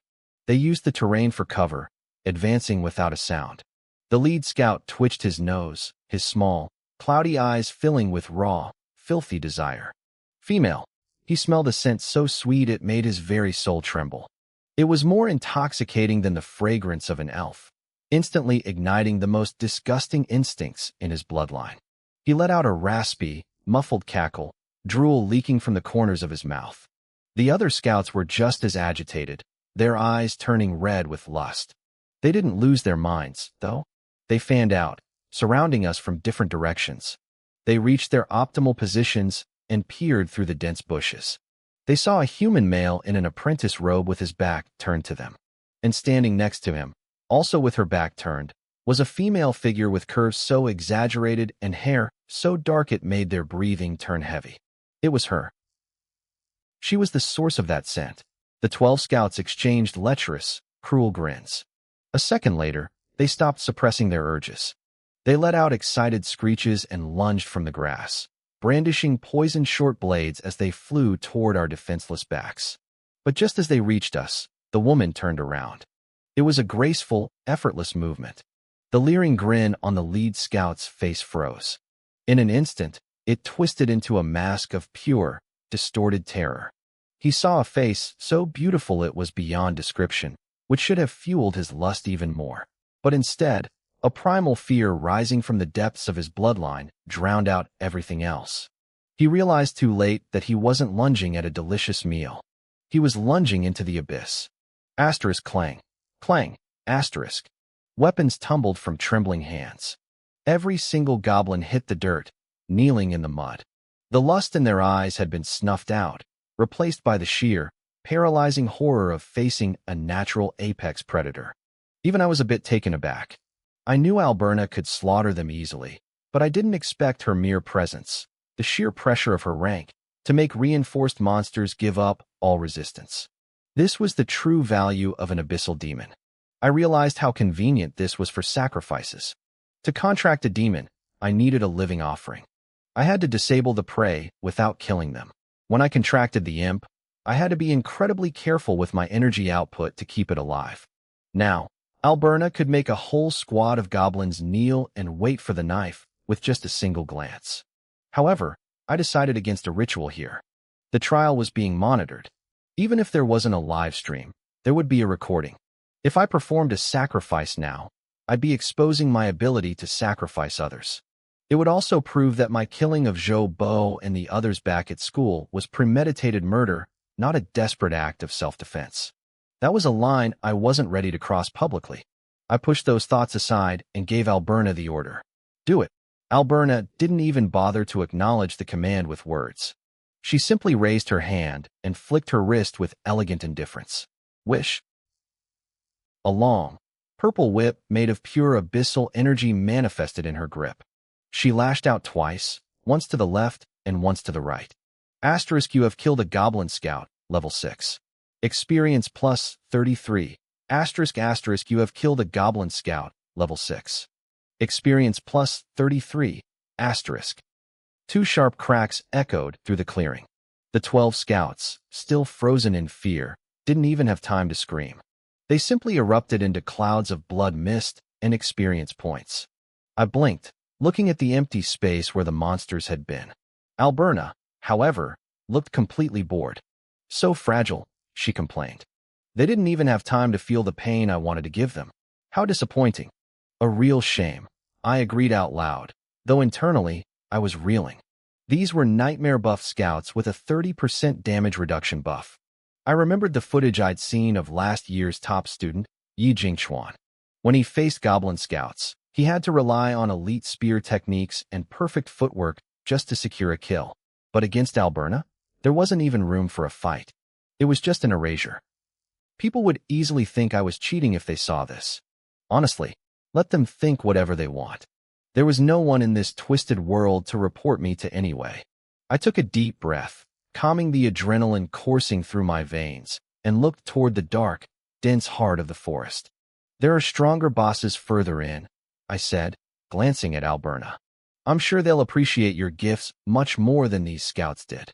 Alberna let out a long, slow yawn, stretching her arms above her head. The movement accentuated every dangerous curve of her body, a sight that could stop a man's heart. How boring, she complained, her voice like velvet. I just want to finish this quickly. Then, you can pay me back for yesterday's daily settlement, with interest. I felt a phantom ache in my lower back and instinctively reached back to touch my kidney. I had a sinking feeling that my greatest threat today wasn't the trial boss or even the arrogant Yi Jingchuan. It was the succubus queen standing right in front of me, who seemed to have a very specific idea of what payment looked like. Meanwhile, back in the real world, the atmosphere was completely different. A normal succubus usually had goat-like hooves for feet. It was the most distinct trait of their race. But the woman standing next to me had long, slender legs and human feet. The implications were terrifying. Zhang Jinhai's heart skipped a beat. She has royal blood. A succubus queen. He let out a heavy sigh, his chest tightening with grief. To sign a contract with a high-level abyssal creature like that. What kind of price had I paid? Was there even a shred of my soul left? As Zhang Jinhai mourned my future, the guild leaders in the VIP section snapped out of their shock. Their eyes began to glow with a predatory hunger. They knew exactly what they were looking at. Last year's top student, Yi Jingchuan, had put on a great show, but his fights were desperate, narrow victories. Compared to my instant kill, his performance looked like two toddlers fighting over a toy. It didn't matter what the rest of the students did or what the final score was. With the raw, terrifying power I had just displayed, I had already secured an invitation from almost every major guild in the city. Wiping out nightmare-level goblins in a single breath? Nobody had ever done that before. Even if my summon had a time limit, my burst potential was off the charts. A slightly pudgy middle-aged man was the first to break ranks. He hurried over to Zhang Jinhai with a beaming, practiced smile. What? He has to sacrifice his soul? One of them muttered. To summon something that strong, how much could he possibly have left? He went all in on a single trial. Another sighed, shaking his head. That's incredibly impulsive. He's burning his life away for a moment of glory. The recruiter from the 100 Battles Guild, one of the big four, finally spoke up, his voice full of pity. He could have started small, contracted weaker demons, built up his strength slowly. You have to keep the Green Hills alive if you want wood to burn. At this rate, he won't live long enough to see his 21st birthday. His words felt like a final judgment. A short-lived genius, no matter how bright he burned, was a bad investment for a guild looking for long-term growth. Just then, a clear, calm voice rang out from behind the crowd. You're wrong, senior from 100 Battles. If you cower in front of the abyss, it will only consume you faster. Everyone turned. A young man in a white casual suit was walking toward them. He had striking ice blue hair, and an air of effortless confidence that commanded the room. Young Master Lon, the recruiter from 100 Battles, gasped, his eyes widening. The other guild leaders immediately straightened up, their faces turning respectful. This was Lon Yuding, the young heir to the Lingdong Guild, another of the Big Four. Zhang Jinhai and the other school officials stood up in a hurry. Young Master Lon, what brings you here in person? Lon Yuding gave a polite nod to the crowd before looking at Zhang Jinhai. She said someone was bullying her at school, so I thought I'd come by to back her up. Zhang Jinhai blinked, confused. Lon Ruodong, the girl who turned people into ice sculptures for fun, being bullied? He found that very hard to believe. We can talk about that later, Lon Yuding said, waving the matter aside. He turned his gaze toward the holographic screen, his eyes narrowing as he looked at me. Lon Yuding looked at the screen, staring at my figure as I walked alongside my demons. A look of unmasked appreciation flashed in her eyes. She went silent for a moment, then a small smile played on her lips. She turned to the other recruiters and spoke in a light, casual tone. Since they were all so worried about me being corrupted by the abyss or turning into a monster, she told them they didn't need to compete for me anymore. She announced right then and there that the Lingdong Guild would be happy to take me in. The room went still. The other recruiters exchanged confused looks, wondering what she was thinking. The Lingdong Guild was a powerhouse. They didn't lack geniuses. Why would they want a professional who was destined to live a short, tragic life? Zhang Jinhai, the principal, seemed to catch her drift. Zhang Jinhai stood frozen in shock. Before he could even ask for details, Li Wenbin, the principal of the first academy, pushed through the crowd. He was followed by a squad of guards from the security bureau. He confirmed it, calling me a demon. With a voice trembling with bitterness, he listed the victims. Not just Zhou Bo, but their academy's genius, Su Qinqing. Then he looked at Zhang Jinhai with pure hatred. He added Xin Lian, Wang Hu, and Zhang Yuan to the list. 5 students from the third academy had been missing since last night. Zhang Jinhai's expression darkened. He remembered those names. They were the ones from the bullying video he'd seen the night before. He looked at Li Jing, who was also shaking. The connection was impossible to ignore. Su Qinqing, Zhou Bo, Xin Lian, Wang Hu, they all had one thing in common. They had bullied me. Zhang Jinhai tried to push back. He asked for evidence, pointing out that just because they were missing didn't mean I had killed them. Zhou Wanhong let out a cold laugh and stepped aside. A man in a high-ranking security uniform stepped forward. It was Lu Huan, the chief of the Jiang City Security Bureau. Lu Huan gave a respectful nod to Lon Yuding before addressing Zhang Jinhai. He told the principal to stay calm. They weren't calling me the killer yet, but I was the primary suspect. He pulled out 2 evidence bags. One held a high-end folding phone. The other held a severed human finger, the blood still fresh. A collective gasp went through the crowd. Zhou Wanhong broke down, sobbing that it was his son's phone. Silence fell over the plaza. Zhang Jinhai and Li Jing stood like statues. Li Jing opened his mouth to say something, but Zhang Jinhai silenced him with a look. He understood now.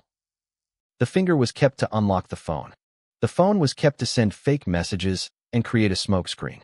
The bullying video and the messages inviting the others to party hadn't been sent by Zhou Bo at all. They were likely already dead by then. Lu Huan sighed. He pointed out that all the clues led to me. I had a clear motive because of the conflict, and looking at the screen, it was obvious I now had the power to do it. The surrounding officials began to whisper. The admiration they had for me minutes ago turned into something much more complicated and dark. Only Lon Yuding remained calm.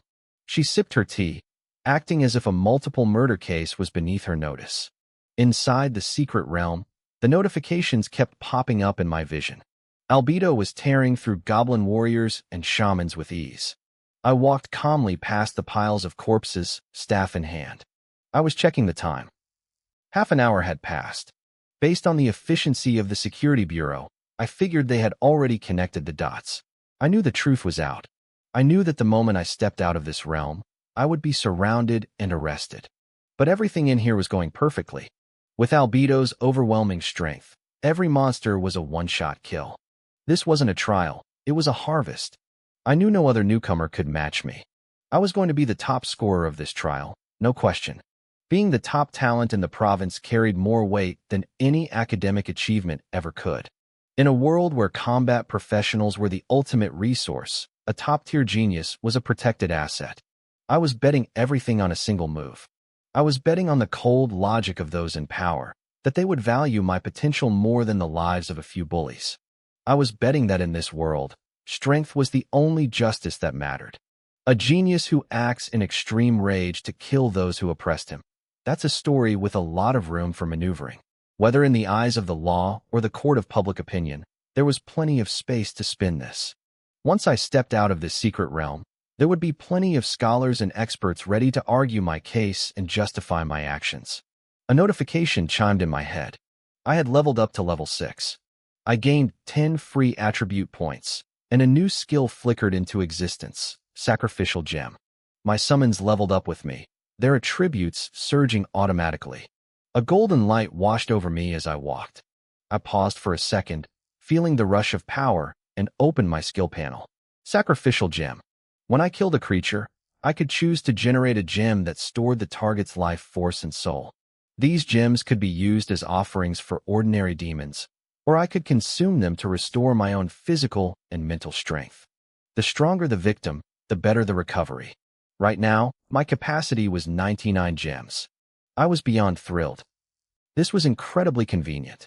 With this, I wouldn't need a live sacrifice every time I wanted to contract a common demon. It made everything cleaner and much harder to detect. Plus, the gems doubled as a combat buff or a recovery potion. It was basically an extra support skill. I didn't hesitate. I took my 10 attribute points and split them evenly, 2 points each into strength, agility, and physique, and 4 into spirit. A warm current flowed through my veins. My mind felt sharp and clear. My body felt tougher, and the mental strain of maintaining Albedo's presence vanished instantly. I checked my status. Level 6. Strength 15, Agility 15, Physique 17, and Spirit 43. I rubbed my temples, feeling the lightness in my head. With my spirit this high, I could keep Albedo active and still summon 2 more imps for support. My summons had grown too, though their growth depended on their rank. The imps only gained 15 total attribute points, but Albedo? Her total attributes jumped by 60. That was equivalent to a first-tier professional leveling up 6 times over. Suddenly, a gaze filled with pure violence and killing intent pierced through the trees ahead. My abyssal gaze passive triggered. I felt a chill and immediately pulled up the target stats. Goblin Centurion. Level 8. Elite rank. Strength 70, Agility 80, Physique 120, Spirit 30. Skills: Bloodlust Shout, Whirlwind Axe, Violent Toss. A boss. I narrowed my eyes. The boss had left its post and was actively hunting me. At that exact moment, a terrifying gust of wind tore through the forest. Trees shook, and birds scattered in a panic. The pressure was suffocating. Careful. The boss is here, I shouted to Albedo. Her reaction was instantaneous. Her small wings snapped open, and she lifted off the ground, surging backward. In the same motion, her purple whip lashed out like a snake, coiling around my waist and yanking me into the air with her. A massive battle axe, glowing with a bloody light, slammed into the spot where we had just been standing. The impact was deafening. Earth and stone sprayed in every direction, leaving a crater 5 meters wide. I looked down from the air, my heart racing. This nightmare-level boss was no joke. No warning, just a straight-up ultimate move. If that axe had hit me, or even just the shockwave, I would have been deleted instantly. A roar shook the forest. A massive creature, over 3 meters tall and covered in thick armor, stepped out from the wreckage of the trees. It was a great goblin, its muscles bulging like coiled ropes. It ripped its axe from the ground, its crimson eyes locked onto us. Behind it, dozens of goblin wolf riders emerged, clutching javelins. They were all glowing with a faint red aura. Bloodlust Shout. Under that buff, these monsters wouldn't feel fear. Even Albedo's royal demonic pressure was being pushed back by their collective frenzy. The centurion barked an order in a guttural language. The wolf riders fanned out, surrounding the area beneath us, and raised their javelins. They were coming for me. I realized what was happening. Usually, a boss waits in its chamber, allowing players to pick off the guards one by one. But this was a hidden mechanic. If a professional cleared a realm too easily, the boss would enter a rage and move out to ambush the intruder. It made the trial much more unpredictable and dangerous. Whiz. This is inefficient. You take the centurion. I'll deal with the trash. I pushed her arms away and let myself fall. What are you doing? Albedo reached out to grab me, her purple eyes widening. But as I plummeted, a pair of flaming demonic wings erupted from my back. I stabilized in midair, hovering. I hadn't grown wings. I had summoned an imp to grab onto my back and carry me. Go, I told her, adjusting my position. Don't let me hold you back. Kill the boss. Another volley of javelins screamed toward us. My imp flapped its wings hard, taking me into a sharp barrel roll. Most of them missed, but the attack was too dense. One poison javelin was heading straight for my chest. Split, I commanded in my mind. The imp reacted instantly, pushing me away so the javelin whistled through the gap between us. Before I could fall, another imp circling nearby dove down, its claws locking onto my shoulders to hoist me back into the sky. The two demons worked in perfect harmony, swapping me back and forth like a lethal game of aerial keep away. I wasn't just a passenger, though. I raised my staff, channeling energy as I rained down spheres of pitch-black fell fire. The dark orbs sank silently into the monsters below, rotting their flesh until they withered into nothing but bone and ash. Powerful people wouldn't throw away a once-in-a-century genius just to avenge a few spoiled bullies. As long as I passed this trial, the world was mine. My eyes locked onto the glowing chest floating in the center of the room. It was only level 10, but the epic quality meant it contained orange-tier gear. 80% of professional hunters go their entire lives without seeing a single orange item. For most newbies, this trial was like a college entrance exam. For people like Lon Ruadong, who came from powerful families, it was just a way to grab high-tier gear that couldn't be bought with money. Equipment quality went from white, green, blue, purple, to orange, red, and finally rainbow. A full set of purple gear was a life goal for most. A single orange set could make you the founder of a major guild. As for red or rainbow, I'd only ever seen those in textbooks. I stepped forward and touched the chest. It dissolved into 1,000 golden sparks, swirling together until a single object solidified in the air. It was a black necklace. The pendant was shaped like a nun, praying fervently while bound in heavy iron chains. The craftsmanship was hauntingly beautiful. Necklace, Pond of the Black Coffin. Quality, orange. Level 5. Skill, Redemption Coffin. Consumes spirit to summon a black coffin that protects the user. Grants immunity to all external damage. Note, continuous spirit drain while active. Deactivate if feeling unwell. Asterisk. I gasped. It was a skill-bearing item. A defensive invincibility move was basically half a paladin's toolkit in a single accessory. The value of this thing was immeasurable. I put it on immediately, the cold metal resting against my chest. As the pendant touched my skin, a sorrowful female voice whispered directly into my soul. Please redeem me. I frowned. It was an equipment sound effect. My teachers had mentioned that powerful gear often carried backstories, and these sounds were clues. If you solved the mystery, you could unlock hidden quests. It felt a little ominous, but I didn't have time to dwell on it. A teleportation circle appeared beneath my feet. Asterisk trial concluded. Returning to Central Square in 60 seconds. Asterisk. Meanwhile, outside the dungeon, the atmosphere in the VIP stands of the Central Square was suffocatingly tense. Because I was a murder suspect, my personal broadcast had been cut. The screens were now showing Lon Ruato. She was a frost mage, and her combat style was a total contrast to her cold, elegant appearance. She was a monster on the battlefield, unleashing ice-blue flames that froze and shattered entire groups of goblins. As expected of my sister, Lon Yuding said, sipping her tea with a thin smile. She's 10 minutes faster than the top scorer from last year. She paused, shaking her head slightly. She didn't finish her sentence, but the implication was clear. Even as fast as Lon Ruadong was, the leaderboard told a different story, and I was still sitting at the very top. Lon Ruadong was dominant in the secret realm, but compared to the way I had absolutely crushed my trial, her performance looked average at best. The spectators were already whispering, They assumed my summons had a time limit. They thought there was no way such power could be permanent. If it were, I'd be invincible. As Lan Yuding was thinking this, the battle footage on the giant holographic screens suddenly vanished. In its place, a massive golden leaderboard flickered to life. Total ranking, 00001. Gu Yuan, Level 6 Abyssal Walker, 00002. Not applicable 00003. Not applicable. Silence. The entire VIP stand went dead quiet again. Everyone stared at the leaderboard and my solitary name at the very top. A recruiter from the 100 Battles Guild was the first to break the silence with a shocked gasp. This is strange. The trial isn't even over yet. Why did the leaderboard activate early? He voiced exactly what everyone was thinking. Usually, the final rankings were generated by the world's hidden rules only after every participant finished. The system had to compare everyone's clear speed, exploration rate, damage taken, and difficulty level. But right now, Lan Ruodong hadn't even reached the boss. Nearly 30,000 other students hadn't even reached the boss's chamber. The trial was far from over. Yet the leaderboard had already locked me into the #1 spot.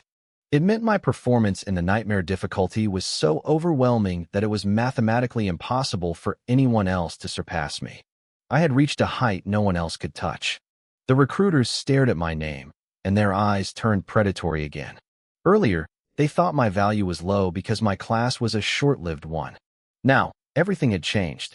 A monster who could lock down the top spot before the trial even ended was worth any price. Even if I was destined to die young, it was worth spending a fortune on rare treasures to keep me alive. Even Lan Yuding, who usually looked bored, put down her teacup. She shared a silent look with the 100 Battles recruiter. I could see the competitive fire in their eyes. They exchanged a brief, polite nod, as if saying, "In a moment, we'll see who has the deeper pockets." However, Zhou Wanhong and Principal Li Wenbin were radiating pure killing intent. They knew the murderer of their sons and students was about to appear. Right at that peak of tension, a pillar of white light erupted in the center of the square.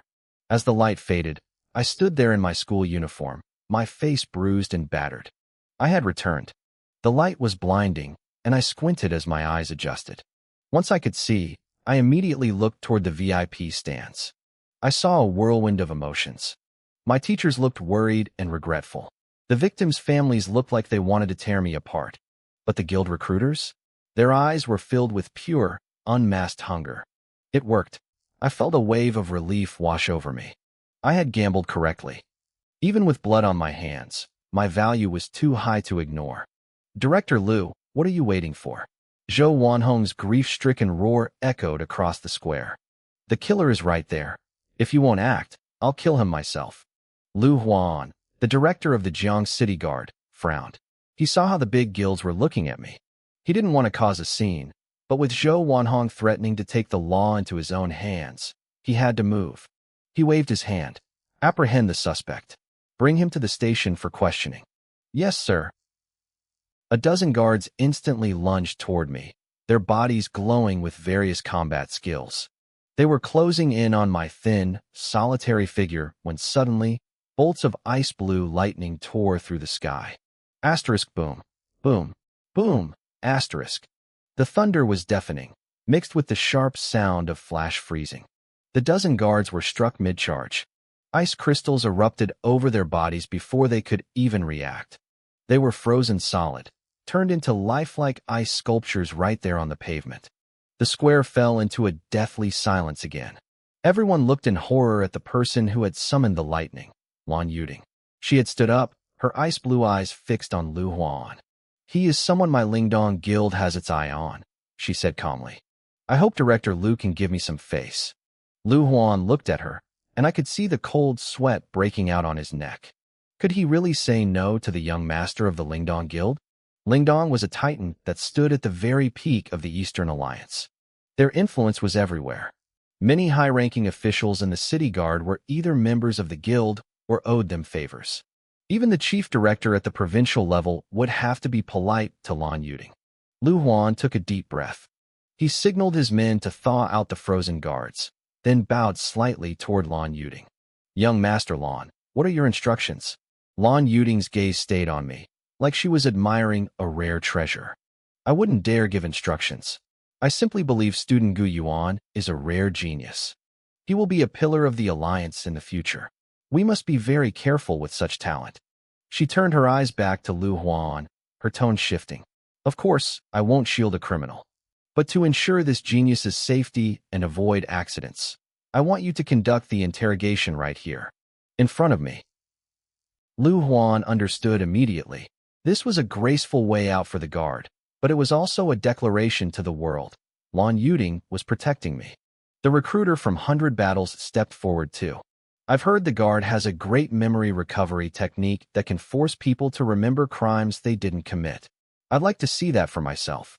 He was even more blunt than Lan Yuding. He was flat out saying he didn't trust the guard not to beat a confession out of me. Lu Huan had no choice. When the two top guilds spoke, even the city mayor would have to listen. Lu Huan turned to me and projected his voice. Student Gu Yuan, you are a suspect in a major homicide case.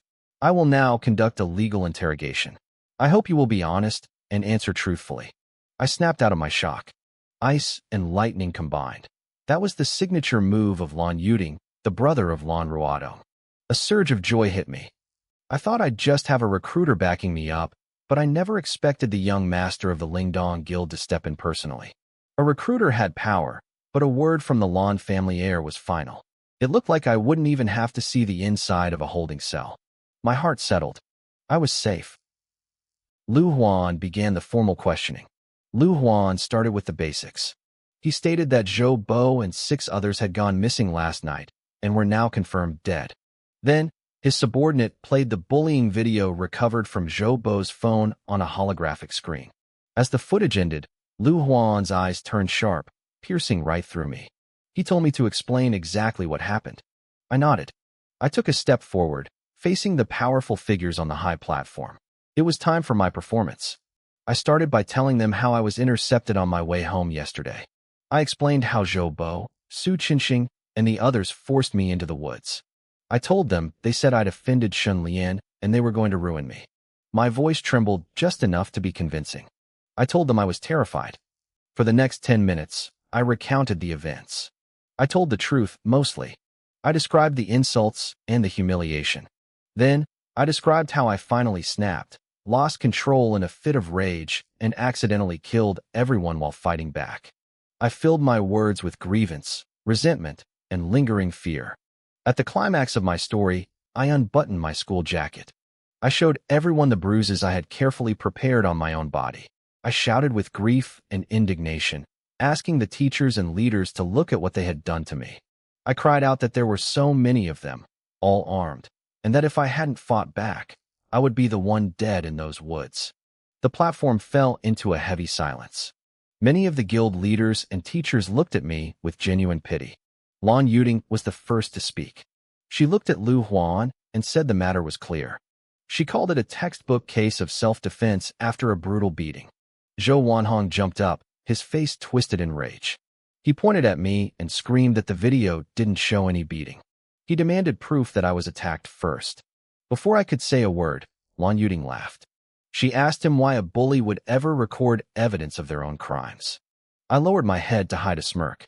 I actually did have evidence of the violence, but it was footage of me summoning demons to slaughter them, which I had conveniently edited out. Lan Yuding wasn't done. She reminded Zhou Wanhong that in the video, his son clearly stated he wanted to break my legs and even pay to have me killed. Her icy blue eyes shifted back to Lu Huan. She asked if the Tianhong Guild was now so powerful in Jiang City that they could openly buy the lives of talented students. Zhou Wanhong choked on his words, and Lu Huan turned pale. Li Wenbin, the principal of the First Academy, tried a different angle. He argued that even if it was self-defense, I didn't report it. He accused me of having a malicious heart because I destroyed the bodies and used the victims' phones to create a smoke screen. I looked up, my face a mask of tragic resolve. I told him I wasn't trying to escape justice. I told him I just wanted to participate in this trial because I didn't want to die with regrets. My voice shook with desperation. I lied and said that to fight back against the bullies, I had sacrificed my soul and didn't have long to live. I asked what difference a trial made if I was going to die anyway. I screamed that I just wanted one last fight to fulfill my dream of being a professional. I yelled that I had planned to live a quiet life working in a factory, but they were the ones who pushed me to the brink. After that final shout, I let my body sag as if all my strength had vanished. I panted heavily. A single tear rolled down my cheek, landing right on one of my bruises. It was a masterpiece of acting, resentment, despair, and fatalistic determination all rolled into one. The silence on the platform was deafening. My homeroom teacher, Li Jing, was actually crying. Even Li Wenbin couldn't find his voice. I was honestly surprised by my own performance. The emotions felt so natural, the timing so perfect, that for a second, even I felt like the victim. Li Wenbin finally coughed and weakly argued that murder was still murder, and I had to pay with my life.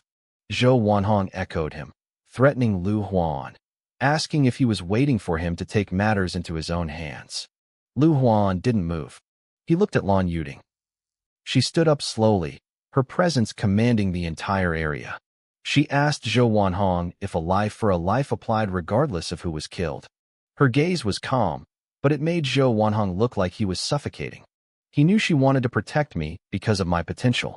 He asked if she was really trying to excuse a demon who killed 7 people. Lan Yuding didn't answer him directly. Instead, she turned to the recruiter from the 100 Battles Guild and asked if he had ever killed anyone. The recruiter caught her drift immediately and nodded with a smile. She asked another person, a berserker, and he laughed, saying of course he had. Lan Yuding sat back down and gestured to the room.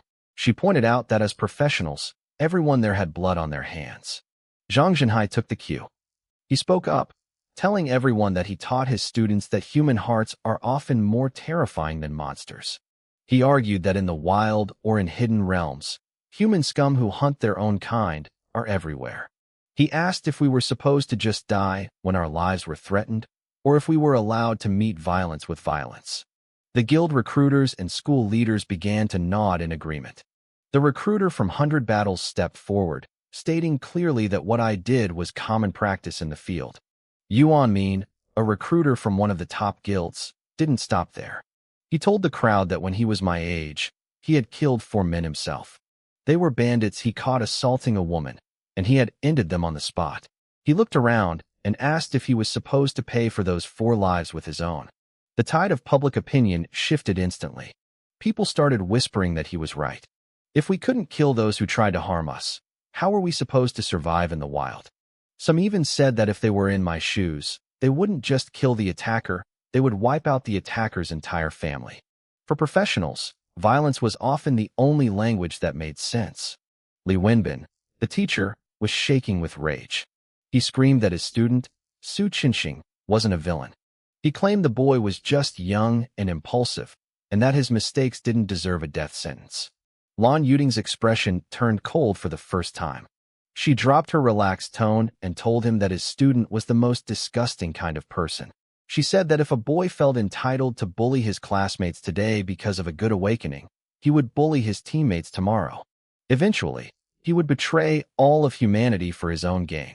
She looked Li Wenbin dead in the eye and said that if she had encountered someone like that, she would have ensured he had no way out alive. Her words hit like a thunderclap, leaving the teacher pale and speechless. Zhou Wanhong still wouldn't give up. He let out a heartbroken howl, crying that even if there were mistakes, his son couldn't have died for nothing. Lan Yuding nodded, then turned her gaze back to Lu Huan. Her voice was light again as she commented on how poor the security in Jiangxing seemed to be. She pointed out that these trials were meant to find the stars of the future. Then, her voice turned sharp as ice. She pointed at me and asked Lu Huan if he could truly take responsibility if a rising star like me was snuffed out because of his department's negligence. Lu Huan broke into a cold sweat. Lan Yuding was framing this as a political disaster that could cost him his entire career. He stood up straight and promised her that the Security Bureau would investigate the bullying incident to the fullest extent. He vowed that no bully would be spared. Then, he went a step further. He announced they would officially commend me for my righteous act of eliminating a public pest. Zhou Wanhong looked like his brain was short-circuiting. The bullies were already dead, and now I was being called a hero. Before he could explode again, Lu Huan grabbed his shoulder and whispered in his ear. He reminded Zhou that he had 4 sons, and told him not to throw away his entire family legacy for one useless child like Zhou Bo. Zhou Wanhong's fat body trembled. The anger in his eyes was replaced by pure terror. He realized who he was dealing with. Lan Yuding wasn't just a rich girl. She was a level 59 powerhouse who could wipe out his entire guild if she found a reason. His legs went weak, and he collapsed into his chair. He knew Lu Huan was right. Zhou Bo was his most troublesome son, a boy who did nothing but cause problems. It wasn't worth losing everything for him. Down in the square, I watched the drama unfold on the high platform.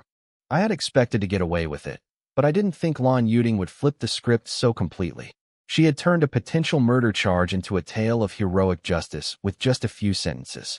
I looked at her calm, distant figure and felt a new hunger growing inside me. This was what true power looked like. I wanted that. The trial ended with the fall of a gavel. Lu Huan loudly declared me innocent. I kept up my performance, letting my body tremble as if I were in shock. I acted like a boy who couldn't believe he had a future left. But beneath the act, I was perfectly calm. I looked up at the clear blue sky. The prologue was over. The real story was just beginning. I thought about the world outside, the Death Sea, the Shadow Isles, and the underground cities. I wanted to see it all. I wanted to challenge the bosses and claim the ultimate power. I let out a small, hidden yawn. I was exhausted. I hadn't slept all night, and the mental strain of summoning demons and being interrogated was finally hitting me. I just wanted to sleep until tomorrow morning. But then, a soft, sultry voice echoed in my mind. It was Yerubina. She teased me, saying that since I was out of danger, it was time to settle the debt I owed her from yesterday. I snapped awake instantly. I had kept her on standby through a crystal ball, ready to summon her and flee the city if the verdict went against me. Being a hero was definitely better than being a fugitive, but dealing with a succubus queen was its own kind of work. Principal Zhang Jinhai called my name from the platform, his voice thick with emotion. He told me to come up. I walked across the square, feeling the intense stares of all the powerful people who now viewed me as a priceless treasure. I didn't let it go to my head. I kept my head down, acting like a frightened child as I climbed the steps. As soon as I reached the VIP area, Zhang Jinhai patted my shoulder with pride, and my homeroom teacher, Li Jing, followed close behind him. Principal Zhang Jinhai's eyes were still red. He looked at me, his voice thick with emotion, and told me to cheer up. He said it was all over now. I looked at him and my teacher, Li Jing. They were the only ones who truly cared about my well-being. I forced a small, apologetic smile and nodded. I told them I was sorry for not listening and for making a contract with a demon anyway. Zhang Jinhai shook his head quickly. He told me he was the one who should be ashamed. He admitted he hadn't understood me, and he certainly hadn't understood the abyss. He was speaking from the heart. He knew that if I had listened to him and gone to work in a factory, I never would have caught the attention of someone like Lan Ruodong. Right then, Lan Ruodong's voice rang out from the main seat. She asked the principal if she could have a word with me. Zhang Jinhai and Li Jing didn't hesitate. They led me straight into the heart of the VIP section. Lan Ruodong smiled and told me to sit down. She was casual, acting like there was no gap in status between us. A crowd of guild recruiters tried to push forward to get a word in, but she waved them off with a grin. She told them not to be in such a hurry. She wanted to talk to me first, and they could have their turn later. The recruiters could only sigh and shake their heads. She was the young mistress of the Lingdong Guild. Once she was done talking to me, would there even be anything left for them to offer? She crushed a crystal tool in her hand. A shimmering blue barrier expanded, cutting us off from the noise of the square. It was a soundproof shield. I didn't wait for her to start. I thanked her for stepping in to help me today. She waved her hand dismissively, her smile warm. She said she only did what she thought was right. Then, her eyes brightened. She told me that my performance in the trial was the real surprise. She didn't beat around the bush. She told me she was representing the Lingdong Guild and officially invited me to join them. I acted shocked. My teacher, Li Jing, didn't have to act. He was genuinely stunned. In this world, guilds held a monopoly on everything. They controlled the mystic realms, the resources, and the talent. Without them, a new professional couldn't even find a place to level up. Joining a top-tier guild was the highest achievement a rookie could dream of. And here I was, being scouted by the heir of a top guild personally. It was a level of honor that this city had never seen before. I kept up my performance, looking completely overwhelmed. In reality, joining a top guild was always part of my plan. Since Lan Ruodong was the one who cleared my name, the Lingdong Guild was the perfect choice. She saw my expression and told me to stay calm. She said other guilds would offer me insane prices to win me over, so I should hear her terms first so I wouldn't regret it later. She held up 3 fingers. First was the salary. She called it low, offering me 200,000 a month for my first year. To put that in perspective, the top student from last year only got half that. Second was resources. Every guild-controlled dungeon would be open to me with 0 commission taken by the guild. I would also get high-level access to their treasure vault. She pointed out that her own sister didn't even have that level of clearance yet. Then, her expression turned serious. The third point was the most important. The Lingdong Guild had guarded the northern frontier for 100 years. They had fought abyssal creatures for generations. She claimed they were one of the organizations that understood abyssal power better than anyone else in the world. She looked me dead in the eye. She promised that if I had the courage to face the abyss, she had the confidence to solve the problem of abyssal backlash for me. She was testing me, looking to see if I had the guts to keep going. I wasn't worried. In a way, I was the abyss itself. The backlash others feared wasn't a threat to me. To be honest, her first 2 points were more interesting than the third. 200,000 a month was a fortune. Most common professionals started at 10,000, and lifestyle workers made even less. But the real prize was the dungeons. Dungeons were the ultimate strategic resource. A guild's power was measured by how many strong members they had and how many dungeons they controlled. By giving me full access without taking a cut, she was handing me a private gold mine. It was an unheard of deal. Still, there's no such thing as a free lunch. I worried there was a catch, like a lifetime contract that would turn me into a slave for the guild. Principal Zhang saw me go quiet and thought I was unhappy with the pay. He urged me to take it, saying the help with abyssal erosion was worth more than any salary. Lan Ruodong nodded. She said if I only cared about money, her guild might not be the right fit. She told me they didn't do lifetime deals, but they did sign 3-year contracts. If I slacked off, they wouldn't renew it. When I heard it was only a 3-year commitment, my heart soared. My last worry vanished. It seemed that even for a top guild, a genius was just another employee. I reached out my hand and shook hers. I told her I didn't need to think about it anymore. I was in. The blue barrier rippled and faded, and the deal was sealed. Lan Yuding seemed to intentionally let the other recruiters hear her welcome me. As the barrier faded, the recruiters from the other guilds could only manage frustrated smiles. Yuan Min, the recruiter from the 100 Battles Guild, looked particularly disappointed. His guild was one of the top powers in the Eastern Union, and he'd been waiting for a chance to swoop in if my talk with Lan Yuding failed. But seeing us shake hands, he knew it was over. He nodded to us, offering a polite smile. He congratulated the Lingdong Guild on landing a top-tier talent and wished me great fortune in my future battles. I stood up and gave a slight bow. I thanked him sincerely. In this world, the underlying law was survival of the fittest, but the logic of staying alive was cooperation. Every combat class had its place: damage, control, healing, or buffs. The lifestyle classes were even more specialized, handling everything from alchemy to blacksmithing and enchanting. Even if I had the power to be a one-man army, I knew I couldn't survive alone. I needed to build bridges, not burn them. You never knew when a contact might become a lifeline. Lan Yuding seemed pleased with my humility. She nodded, noting that most top scorers let the fame go to their heads immediately. She said I was much better than the guy from last year.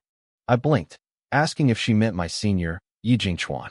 She patted my shoulder and told me that we were colleagues now. She told me to work hard, claiming my potential was hundreds, maybe thousands of times greater than his. I nodded silently. This was my first time dealing with someone from the upper crust of society. I expected them to be arrogant or different, but Lan Yuding was as easygoing as an older brother from next door. It was rare. Most high-level professionals looked down on rookies like they were insects. Her attitude gave me a lot of hope for the Lingdong Guild and the Lan family. Suddenly, everyone's attention shifted to the holographic screens. The trial for the second-place speed run was reaching its climax. Lan Ruodong had finally engaged the Goblin Centurion. The screen showed the Goblin Outpost, a fortress of stone and wood, turning into an icy blue hell. A circular wall of frost fire trapped the Centurion and his Wolf Rider guards. Lan Ruodong moved gracefully outside the flames, waving her staff to fuel the inferno with her mana. Her loose apprentice robes clung to her body as she moved, revealing the curves of her silhouette. I watched her strategy and realized she was being both smart and bold. It was a kite and cage tactic. She used her positioning and area of effect skills to divide the battlefield and slowly erode the enemy's health. It was incredibly taxing on mental strength, but it was safe. As long as she maintained the wall, she didn't even have to face the boss head-on. Someone on the high platform shouted, "Beautiful." They praised her for suppressing an entire outpost alone, claiming her mana control was far beyond her peers. But Lan Yuding just shook her head with a bitter smile. She wasn't impressed. She looked at me and called it a clumsy, brute force method of mana consumption compared to my overwhelming display. I just smiled and didn't comment. By now, I was certain of her identity. She was the daughter of the Frost King, Lan Xiangdong, and Lan Yuding's younger sister. Bloodline mattered everywhere. Lan Yuding called it a clumsy method, but for anyone else, it would be impossible. Lan Ruodong was on nightmare difficulty. The monsters were faster and tougher. Normal fire wouldn't stop those wolf riders. They would have charged through the flames and torn a mage apart in seconds. But her fire was special. It was frost fire. It had the burning spread of flame and the freezing control of ice.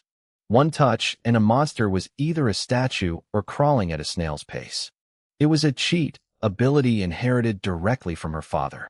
In this world, powerful classes and abilities were passed down through blood. The great families grew larger and stronger because their children were born with a head start. Dragon begets dragon, phoenix begets phoenix.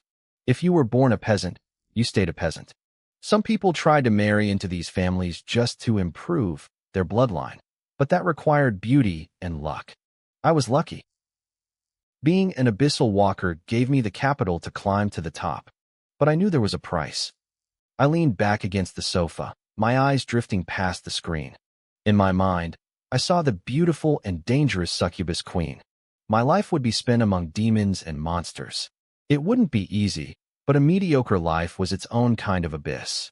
Maybe it was because Lan Ruodong's fight was getting repetitive, or maybe it was because I hadn't slept all night, but my eyes grew heavy. I drifted off. My dream was a void filled with a soft pink glow. I felt something warm and soft pressing against my side. A sweet fragrance filled my nose. I opened my eyes to find myself lying on a massive circular bed. The velvet sheets were covered in rose petals, and the atmosphere was thick with tension. Albedo was there, wearing a lace nightgown that left almost nothing to the imagination. She was snuggled up against me, her body heat radiating through my clothes. I wasn't panicked. I just asked her where we were. She traced circles on my chest with a slender finger, her purple eyes shimmering. She whispered that we were in my dream. I realized then that dream intrusion was a primary ability of succubi. They used erotic dreams to lure their prey. Albedo, as the queen, was a master of it. She had found her way into my head. I figured she was here to collect her daily wages. I looked at Albedo and asked if she could actually receive payment inside a dream. She giggled, shaking her head. She told me she didn't know since it was her first time invading a dream, but she suggested we find out. As she spoke, she flicked a finger against her shoulder strap. The lace nightgown slid down her pale skin, pooling around her waist. I watched the scene unfold, and honestly, I didn't hate it. I was a young man with blood in my veins. Having a vivid dream like this was just a sign of being healthy. There was nothing to be ashamed of. The only downside was the aftermath.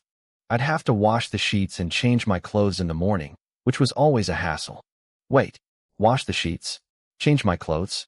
The realization hit me like a bucket of ice water. I froze, looking up at Albedo as she leaned over me. I told her to wait. I was sleeping in a public lounge, for God's sake. I sat bolt upright in the bed, frantically trying to push her away. I kept repeating that I was outside, in the real world, not in private. Albedo didn't stop. Instead, She pressed her body even closer, a mischievous, wicked smile spreading across her face. She whispered that the dream world was the most private place there is. She asked how anyone outside could possibly know what we were doing in here.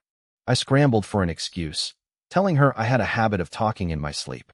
I couldn't exactly tell her I wasn't wearing a diaper and was worried about making a mess of the sofa. I tried to climb out of the bed, but my limbs wouldn't move. It was that terrifying sensation of knowing you're dreaming, but being unable to control your own body. Albedo watched my futile struggle, her smile deepening. She told me it was useless. No one could control their own dreams. I stopped struggling and glared at her. From that look on her face, I knew she was doing this on purpose. I asked her if she was trying to screw with me. She looked hurt, though I knew it was an act. She sighed, saying that since I hadn't paid her according to the contract, she was just a poor worker forced to demand her back pay. She ran a slender finger down the lines of my abs. Her voice turned threatening as she asked if I really thought a demon would just sit quietly and take it when a boss withheld their salary. As her fingertip moved, a jolt of pleasure like an electric current surged from my stomach through my entire body. I let out a muffled groan. I could feel my primal instincts catching fire, spreading through me like a wildfire. Faced with a succubus who literally controlled desire, my logic was failing me. I closed my eyes tight, trying not to look at her. I promised her I would pay her salary on time, but I begged her to stop joking around. She just laughed, a sound like silver bells, and told me my body was being much more honest than my mouth. She looked down and giggled again. She leaned down further, her long black hair falling across my chest. The sensation was maddening. I grit my teeth, trying to use pain to wake myself up, but I couldn't feel anything except the pleasure she was feeding me. I was panicking. If things progressed here and my body reacted in the real world, I'd have to move to the abyss just to hide my shame. Social death was not an option. Then, a thought struck me. My mind was still independent. If my mind worked, maybe my skills did too. I focused every ounce of will I had left, ignoring the heat in my body. I reached for the power in my epic-grade necklace.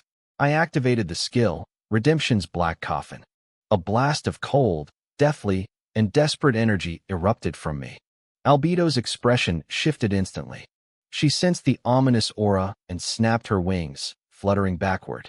Black beams of light shot through the air, weaving together at high speed. They formed a dark rectangular frame around me, shielding me on the bed. In a heartbeat, it solidified into a massive, pitch-black stone coffin. The coffin felt like it weighed 1,000 tons. The moment it appeared, the weight of it shattered the erotic dream Albedo had built. Cracks spread through the air like breaking glass. The entire dreamscape began to wobble and fall apart. Albedo stood among the falling fragments of the dream, looking annoyed. She put her hands on her hips, her chest heaving with frustration. She complained that I had no sense of romance. But even as she grumbled, a smirk of admiration returned to her face.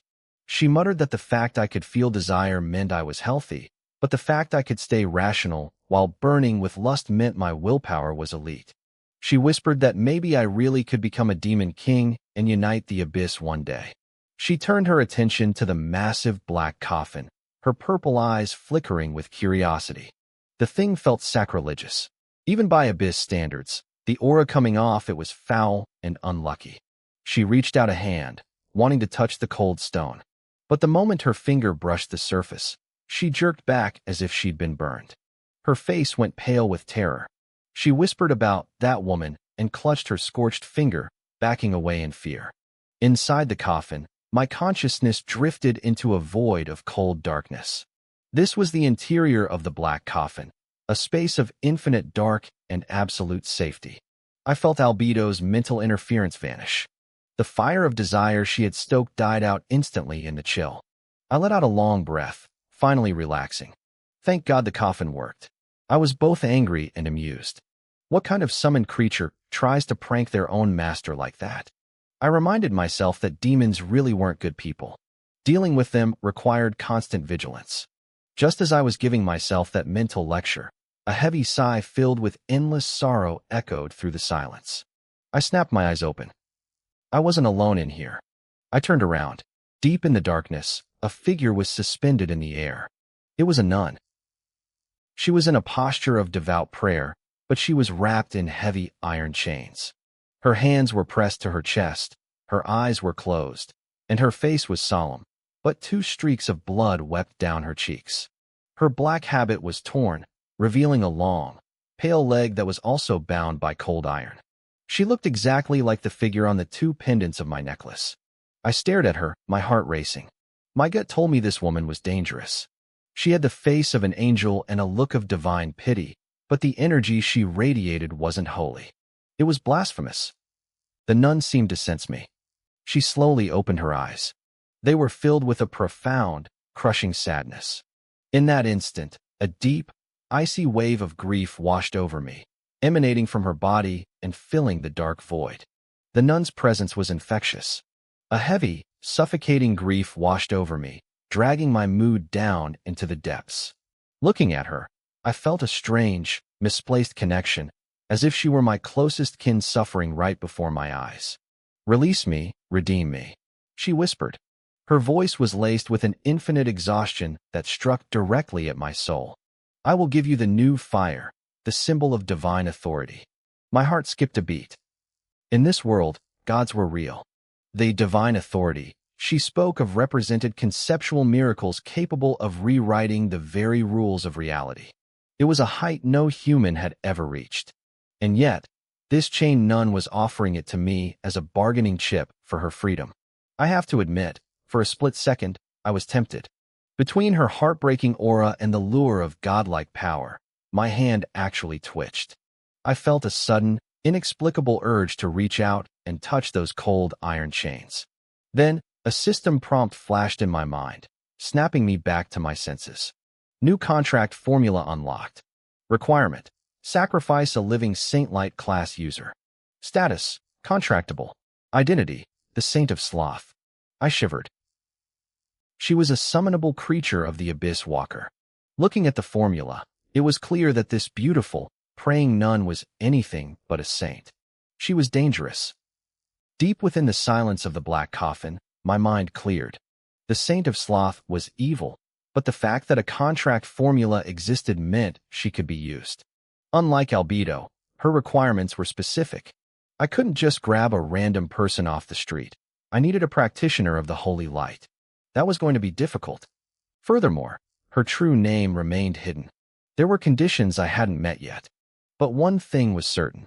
If she truly possessed divine authority, she was far more powerful than Albedo. I warned myself to stay vigilant. These contracts weren't absolute mind control. They were two-way streets with costs. For example, I had to provide sustenance for Albedo. If I failed to meet a summons terms, they had every right to overturn the contract and come for my head. I needed to find out exactly what kind of salary this Saint of Sloth expected. Staring at her, the devout prayer, the blasphemous chains, the bleeding eyes, I felt a chill run down my spine. I needed to know who she really was before I committed. My head began to throb, and a familiar fuzziness clouded my vision. I remembered the warning on my equipment. If you feel discomfort, deactivate the skill immediately. It wasn't just flavor text, it was a warning. Staying in the black coffin for too long was dangerous. I deactivated the skill. The dream shattered. The moment my consciousness returned to reality, the roar of the crowd and the chatter from the high platform flooded my ears. I snapped my eyes open and immediately looked down at my lap. Thank God, that erotic dream with Albedo hadn't left any embarrassing physical evidence behind. "You're awake." A cold, crisp voice spoke beside me. I turned my head and realized Lan Ruodong had replaced her sister, Lan Yuding, in the seat next to me. She was wearing the same school uniform, sitting there calmly, watching the holographic screens showing other students struggling with their bosses. She had already cleared her trial. She looked at me with a pale, expressionless face. "Sorry, I drifted off for a bit," I said, nodding awkwardly. Facing this ice beauty was much more stifling than dealing with her sister. "Congratulations on taking the top spot," she said. Her voice was like ice clinking in a glass. She glanced at the bruises on my hand from my earlier fight. "I heard about Zhou Bo.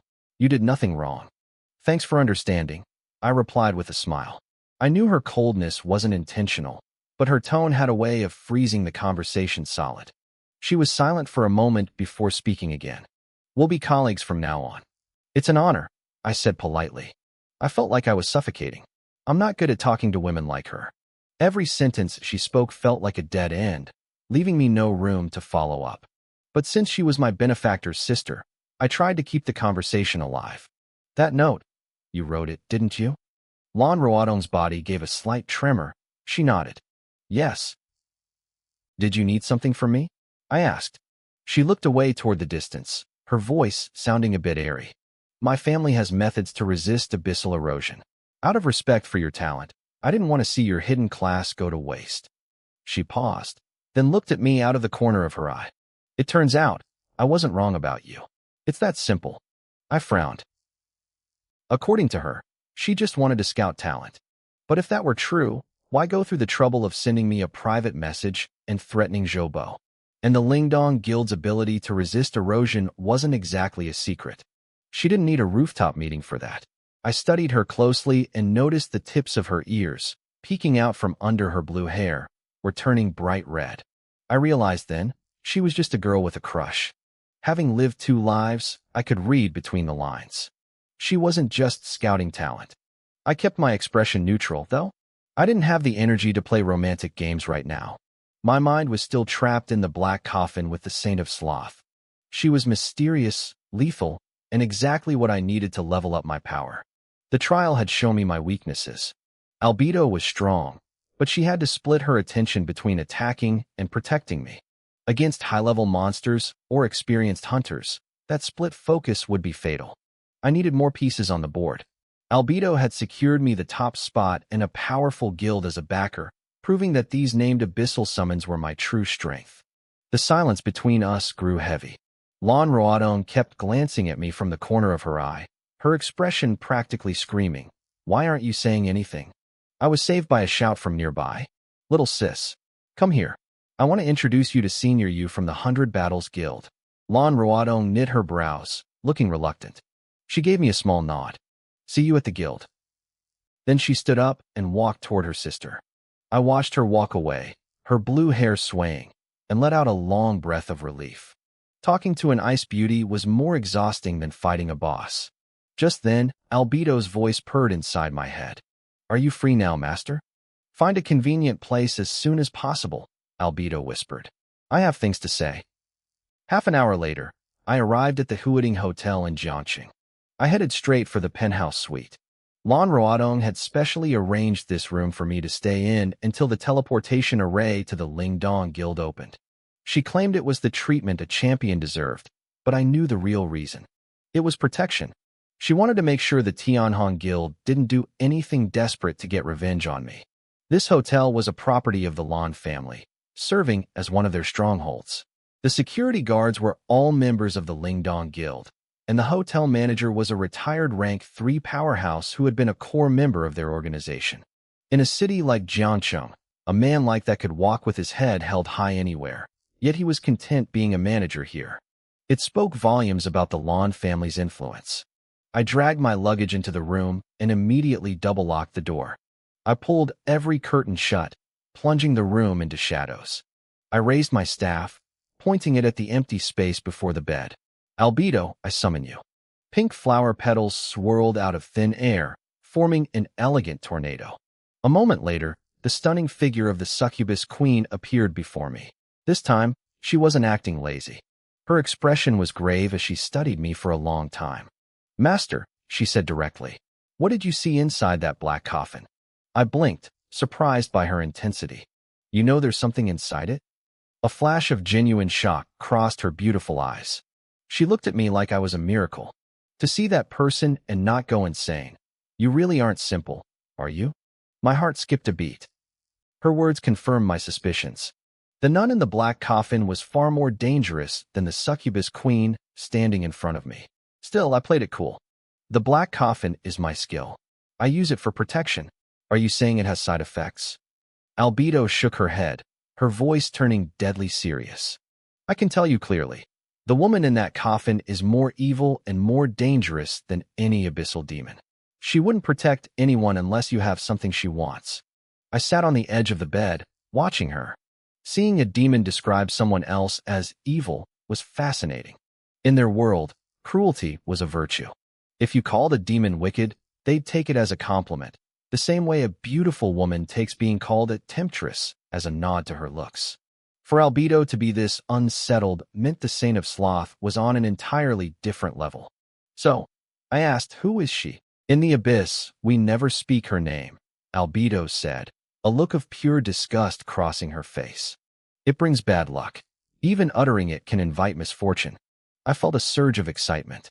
An entity so terrifying that even demons feared her name? If I could successfully form a contract with her, I could use her to suppress every other disobedient demon I summoned.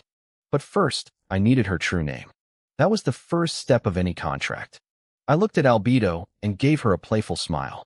It's a bit harsh to call a future colleague bad luck, don't you think? Albedo froze. Her wings twitched. You want to contract her? Exactly, I nodded. That's impossible. Albedo's voice spiked. She defied the gods themselves. Why would she ever sign a contract with you? Because I am the Abyssal Walker, I thought. If the contract formula appeared in my interface, it meant it was possible. The laws of the world were absolute, higher than any individual power. I didn't explain that to her, though. I just kept my voice calm. I have my ways. Right now, I need her name and her history. Albedo stared into my eyes. Her breathing grew shallow.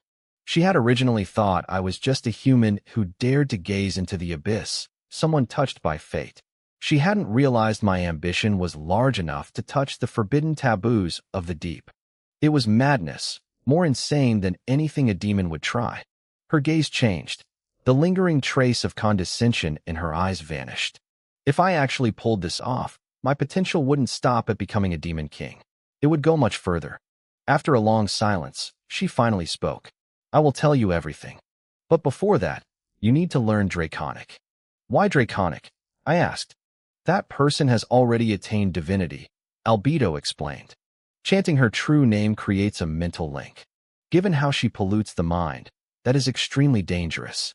Draconic is a language that carries the power of laws.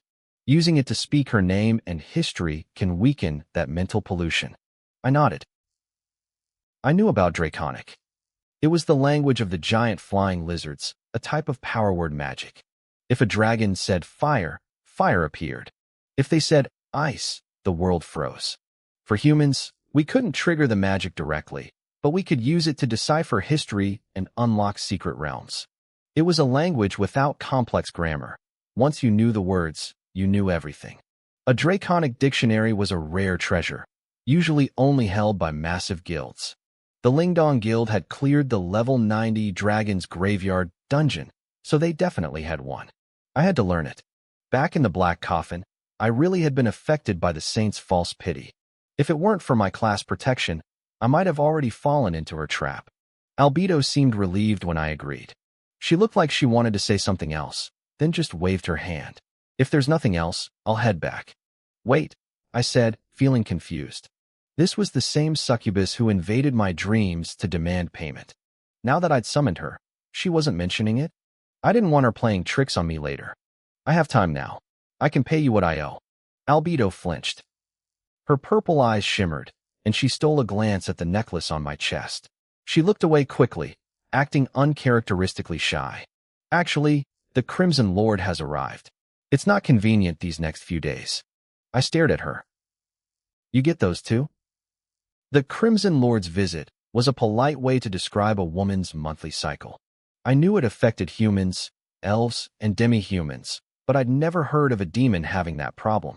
Albedo gave me a sultry, wicked smile, returning to her usual self. I am a female demon, aren't I?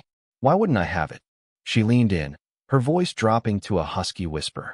If you were a bit more diligent, once the flower of desire fully blooms, I could even bear you a fruit of desire. You mean a half-demon? I muttered, my throat feeling dry. Albedo shrugged. Call it whatever you like. She took a deep breath, as if suppressing her own urges, and waved me off with feigned indifference. So, keep what you owe me for now. I'll come back to collect it later, with interest. Fine, I said. But remember, you're the one turning it down. I shrugged, acting tough, but I already knew the truth. Her Crimson Lord excuse was a lie. She wasn't avoiding me. She was avoiding the thing living inside me.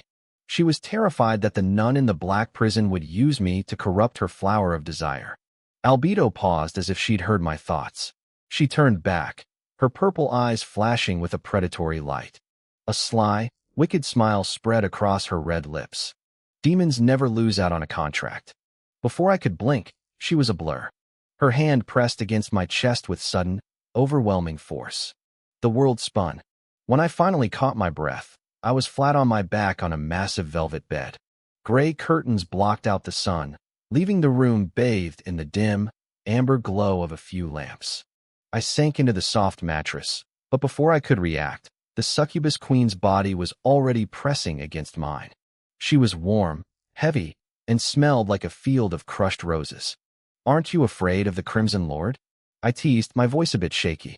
"You're heading straight into a bloodbath." She leaned into the crook of my neck, her breath hot against my skin. "If the Crimson Lord knocks," she whispered, "I just won't open the door." The scent of roses and perfume became overwhelming, invading every sense I had. I took a deep breath and let her take her payment. She might have been getting what she wanted, but I certainly wasn't losing out. "This place isn't safe for long," she murmured, her voice like velvet. "Master, please endure it." Her demon tail flicked across my chest, trailing up until the tip hooked under my chin. She forced me to look into her violet eyes, which were now brimming with pure greed. She told me that when the bud finally blooms, it becomes very hungry. "That's fine," I said, a smirk playing on my lips. I wrapped my arms around her narrow waist. "I've got 18 years of savings for you." Albedo burst out laughing. Her whole body shook with mirth, her long hair spilling over us like a silken curtain. She said she'd never heard someone describe being a virgin in such a refined way. Her eyes turned soft and hazy as she stroked my chest. She told me her own flower of desire had been waiting 180 years for a storm. She hoped tonight's rain would be enough to make it wilt. She didn't say another word. She leaned down, and as our lips met, thunder roared outside. A massive storm swept through Jiang City, the sound of rain and wind drowning out every gasp and sigh. Occasional flashes of lightning pierced the curtains, casting flickering shadows of two figures against the wall. While I was occupied, the air was thick with cigar smoke at the Tianhong Guild headquarters. Zhou Wanhong slammed his glass against the wall, the red wine dripping down the stone like fresh blood. He was shaking with rage. I had cleared my name and even gained the protection of the Lingdong Guild. Losing his son had aged him 10 years in a single night. He couldn't swallow the insult. A thin, gaunt strategist stepped out of the shadows. He warned Zhou that attacking me directly was suicide.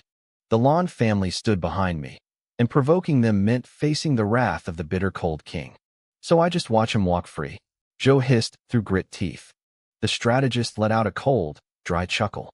He tapped his fingers on the desk, suggesting a borrowed knife instead. He reminded Zhou that I was an abyssal walker. In this world, the natural enemy of the abyss was the holy light. "You mean the church?" Zhou asked, his eyes narrowing. The strategist nodded. To those religious fanatics, anyone with an abyssal class was an unforgivable heretic. We didn't need to kill me ourselves. We just had to leak my information to the right zealots. In the chaos of a monster hunt, if an abyssal walker lost control and a priest purified him to save themselves, no one could complain. Not even the Lan family. Zhou looked out at the storm, his face twisted. He told the man to make it happen. I woke up the next morning alone. Albedo was gone, back to the depths of the abyss, but a faint, lingering fragrance proved she'd been there. I sat up in the messy bed, feeling like I'd just run a marathon. Every limb felt heavy and drained. I pulled up my status panel to check the damage. I was level 6 now. My strength and agility were both at 15, and my spirit had climbed to 43. But my constitution had taken a massive hit. It had dropped from 17 down to 11. I was in a temporary weakness state. In this world, constitution was life. Losing nearly half of it meant I was technically heavily injured. I realized I'd been a bit too reckless.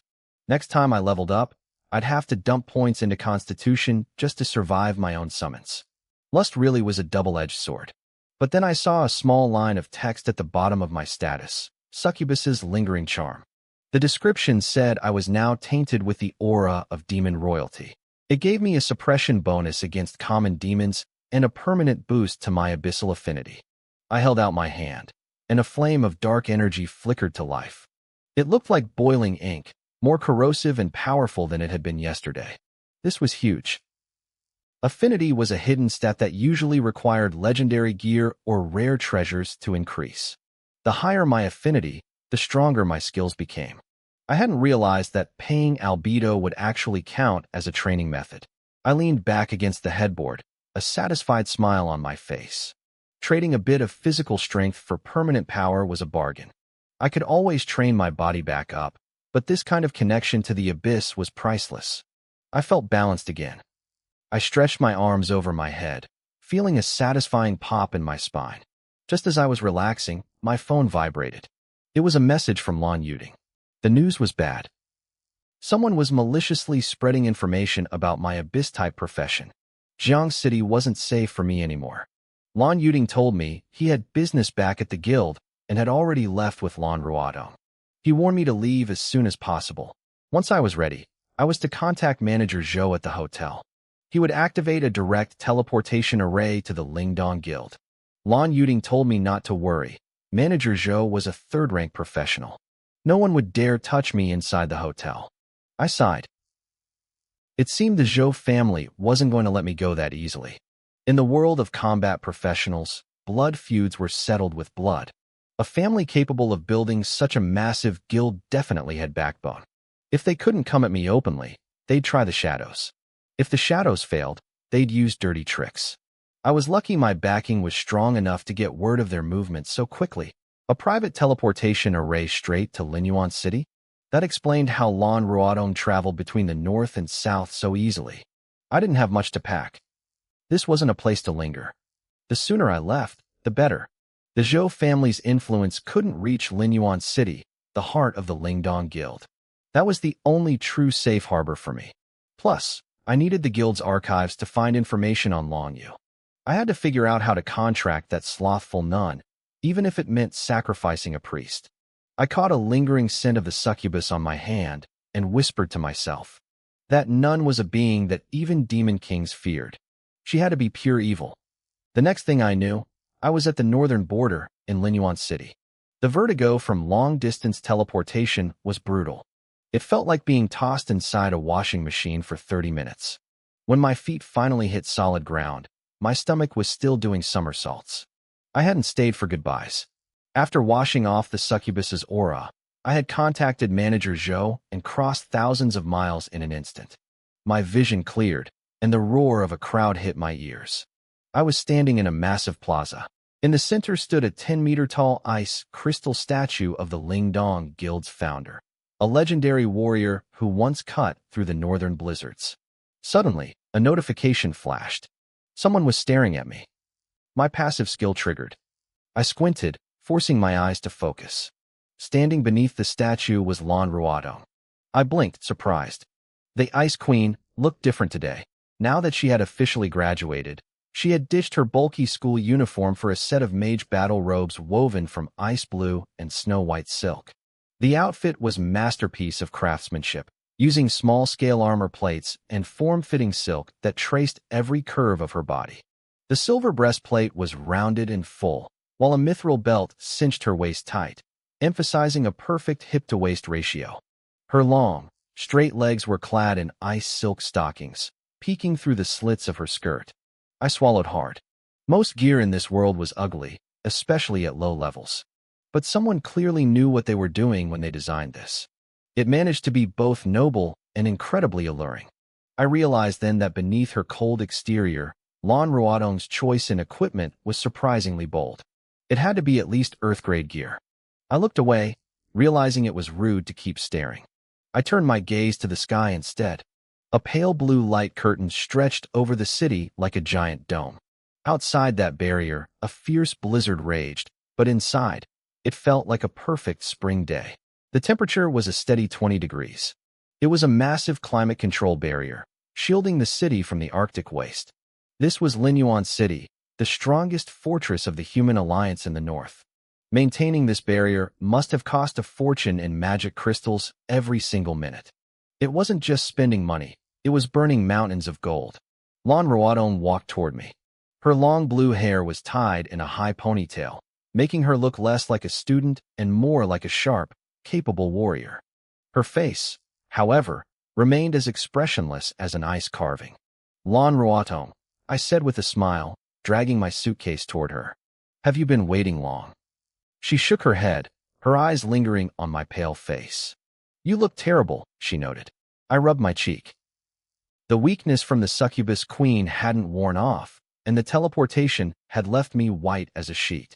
These people were all high level. I barely saw anyone under level 30. It was exactly what I expected from a top-tier guild stronghold. Everyone here was the real deal. In this world, being over level 30 meant you had completed your second job advancement. Back in Jiang City, that would make you part of the upper class. Here in Linyuan City, people like that were everywhere. Let's go, Lan Ruodong said, cutting through my thoughts. She was already pulling my luggage toward the heart of the city. I'm taking you to the guild to get you registered. Thanks, I replied, stepping up to walk beside her. We crossed the plaza and entered the main thoroughfare. The streets were wide, clean, and lined with massive buildings made of gray stone and heavy metal. The architecture was brutal and functional, feeling more like a war fortress than a city. There were no entertainment venues here. Instead, every shop sold weapons, potions, or monster materials. The people were different, too. They smelled of blood and iron. I watched a giant of a man with a massive axe walk past, scraps of monster flesh still clinging to his armor. On a street corner, a group of mages huddled over a map, arguing fiercely about a dungeon raid strategy. A squad of armored guards marched by in perfect formation, their boots clicking rhythmically against the stone. The air was thick with tension. Everyone here was ready for a fight at a moment's notice. Suddenly, a deafening roar erupted from above. A massive shadow swallowed the street. I looked up, my breath catching in my throat. A white dragon, over 20 meters long, was gliding low over the rooftops. Its scales shimmered like polished shells, and every beat of its wings created visible air vortexes. On its back sat a rider holding a long war spear, looking down at the city with cold authority. That's a patrol officer from the city guard, Lan Ruodong said. A hint of pride finally touched her voice. He's a core member of our guild. A dragon knight. I watched the beast disappear into the distance, my heart racing with genuine envy. Succubi were fine for a bit of fun, but this was a man's true dream. Riding a dragon through the clouds was the ultimate power move. It also confirmed my suspicions. The Lingdong Guild clearly had deep knowledge of dragons. Their library would definitely have the dragon language dictionary I needed. It's impressive, I admitted. I'm jealous. Lan Ruodong turned to look at me. You'll have one in the future. When the time comes, I'll team up with you to steal a dragon egg. I blinked, surprised. Steal one together? For some reason, her words felt strangely romantic. Diving into a dragon's lair with a powerful teammate and snatching an egg from under the beast's nose. That was an adventure I could get behind. We kept walking until we reached a magnificent fortress. A giant shield-shaped crest hung over the entrance, featuring a roaring frost-white dragon. This was the Lingdong Guild headquarters. Inside, the lobby was a chaotic sea of people. Dozens of service windows were packed with members turning in quests or exchanging resources. Lan Ruodong ignored the lines. She led me straight to a window on the far right marked closed. A young female receptionist was busy sorting files, not even looking up as we approached. This window is closed. Go to another. She stopped mid-sentence as she looked up. Her face went pale. Miss Lan. Register him, Lan Ruodong said, jerking a thumb toward me. Short and to the point. Right away. Please wait a moment. The receptionist scrambled to attention. She looked at me with wide eyes. Sir, please show me your recommendation card. I handed over the card Lan Yuding had given me. The receptionist swiped it through a reader. A sharp beep echoed, and my profile flashed onto her screen. As she read the red text at the top, her pupils shrank. Recommender, Lan Yuding, assistant to the guild leader. Reasons: 1. Top scorer of the Jiang City newbie trials. 2. I think highly of him. 3. My sister thinks highly of him. Notes: full access to all guild dungeons. Resource exchange tier set to level 3. Housing: Villa District. The receptionist gasped. She had worked here for 3 years and seen plenty of geniuses, but she had never seen someone personally recommended by the young master. Having level 3 resource access meant my authority was higher than most veteran elites. I was just one step below the elders and core executives. Hello, Mr. Gu, she stammered, her tone shifting from professional to terrified. She began typing so fast her fingers were a blur. Everything is ready. Here is your storage bag. It contains your starter equipment and your ID badge. She handed me a small square bag embossed with the ice blue dragon crest. In this world, these bags function like a game inventory. My old bag only had 5 slots, barely enough to carry groceries. This guild-issued bag had 30. At market price, a bag like this was worth 30,000 credits. The guild was definitely not stingy. Also, the receptionist added, per the young master's instructions, you have been assigned a private villa in the Cloud Top district. The guild members standing in the nearby lines all froze. Necks snapped in our direction. What? A villa in Cloud Top? Someone whispered. Who is this kid? He looks like a total newbie. I've been working here for 10 years, and I still live in an apartment. The glares coming my way were no longer just curious. They were dripping with jealousy. I realized then that Lon Yuding's generosity was even higher than he had promised back in Jiang City. He wasn't just recruiting me. He was trying to tie me to the Lingdong Guild forever. Lon Ruodong didn't seem surprised. To her, I had earned it. Registration is done, she said, looking at me. Do you want to see your villa, or look around first? Her voice was cold, but I could tell she was eager to show me the city. I thought about it for a second. The villa wasn't going anywhere, and I didn't need gear yet. My most urgent task was the Saintess of Sloth locked in my black coffin. To form a contract with her, I needed her true name. To speak her name, I needed to learn dragon language.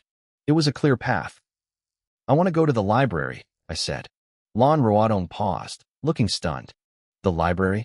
You just got here, and you already want to start studying. Most new recruits headed straight for the commercial district to blow their credits, or hit the arena to watch the chaos. A guy like me, heading to the library the second I stepped off the teleportation array, was a total freak. But if you don't grind, you don't get ahead. I gave a casual smile and offered a convenient excuse. I told her that seeing that giant dragon earlier had shaken me, and I wanted to look up some lore on the dragon race, just so I'd have something to dream about tonight. It was a solid enough reason. Lon Ruodong didn't suspect a thing. She told me our guild's library was the most comprehensive in the Eastern Union. All the dragon records were kept on the 3rd tier, and my clearance level happened to cover that. She offered to lead the way, and I followed closely behind. As we walked, my fingers brushed against the cold necklace hidden beneath my shirt. What was the true name of that Saintess of Sloth? If I could just understand the phonetics and meanings of the dragon language, I might find out tonight. We cut through the noisy hall toward the back exit. Just as we reached the door, the main entrance swung open. A young man in golden armor, carrying a long spear, stepped inside.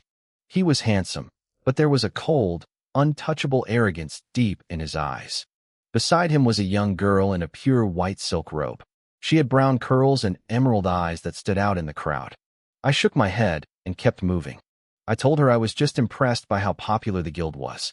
We reached a massive, spiraling tower that seemed to pierce the sky. This was the Lingdong Library, a vault of knowledge collected over 500 years. After scanning my ID card, the heavy bronze doors groaned open. The scent of old parchment, ink, and drying agents hit me instantly. The hall was silent, shielded by semi-transparent, soundproofing barriers. The only sound was the rhythmic rustle of turning pages. Lon Ruodong acted as my guide, leading me toward the central magic elevator. She explained the layout.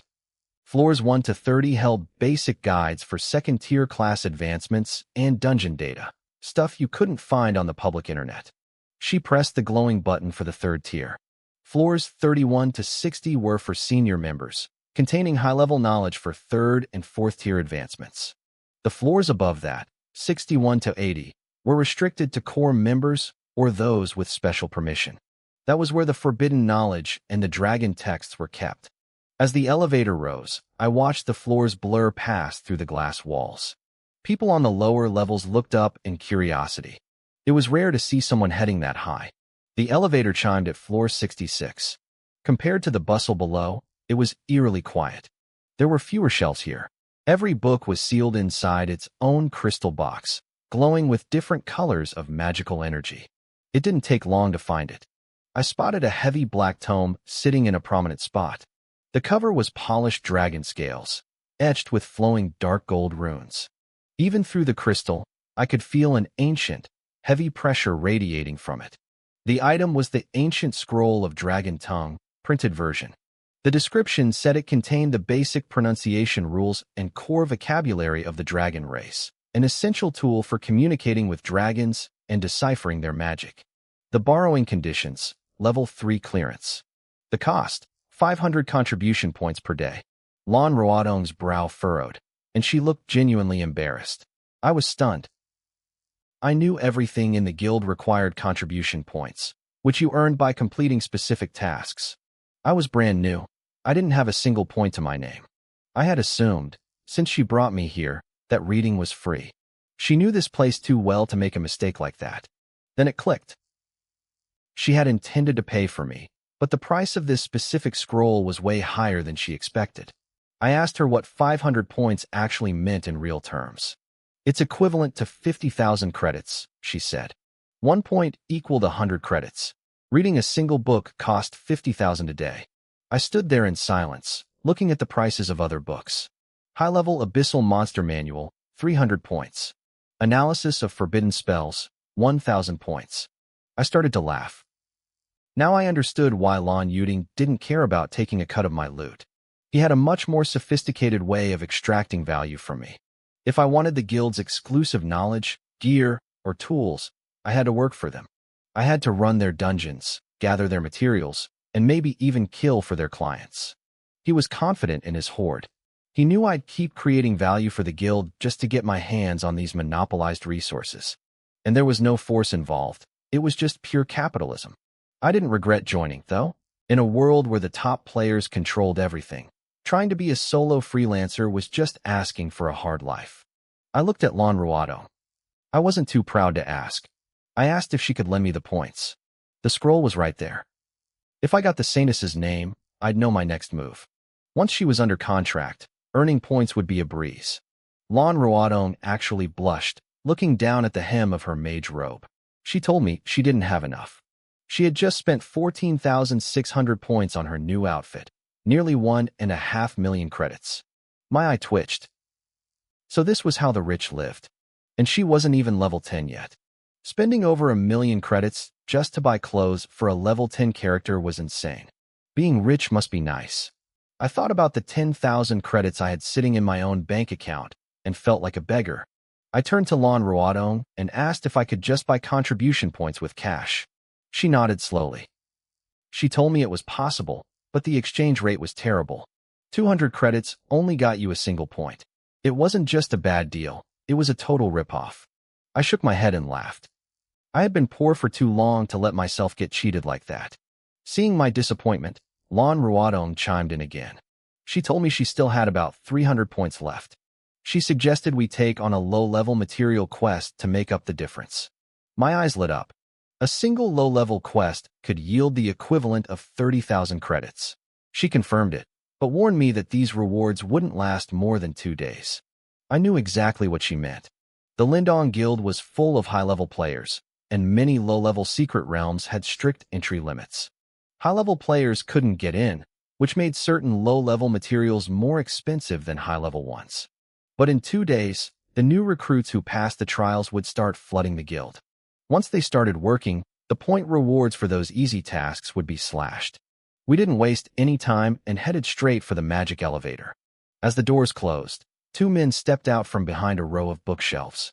The elder stared through the glass walls of the elevator shaft, watching us descend. He asked the middle-aged man if he recognized the guy with Lan Ruodong. The man bowed his head, calling the elder Elder Zhong. He said he hadn't seen me before, but based on our conversation, I was a newcomer. Elder Zhong narrowed his eyes, glancing at the rare books surrounding him. He muttered that they had risked their lives in secret realms to get these resources. He wasn't happy that Lan Ruodong was just bringing a random newcomer up here. The middle-aged man understood the implication and promised to check in with the guildmaster. We arrived at the Lindong Guild Mission Hall. Massive holographic screens scrolled through endless bounties. Ice crystal grass was worth 1 point per stock. Frost wolf blood was 5 points a bottle. I stood at the counter, sliding my finger across the touch screen until I found what I was looking for: ice crystals. They were a specialty of the frozen wasteland, a secret realm for levels 5 to 15. I didn't even have to kill monsters. I just had to gather them. One fist-sized crystal was worth 5 points. If I gathered 60, I'd have my 300 points. There was also a level 15 boss there, a frost golem. If I killed it, I could get a frost core worth 100 points. I decided to take both. With you were in my shadow, a level 15 boss didn't scare me at all. I handed my ID card to the balding middle-aged man behind the counter. He swiped it and asked if this was a solo run or a team effort.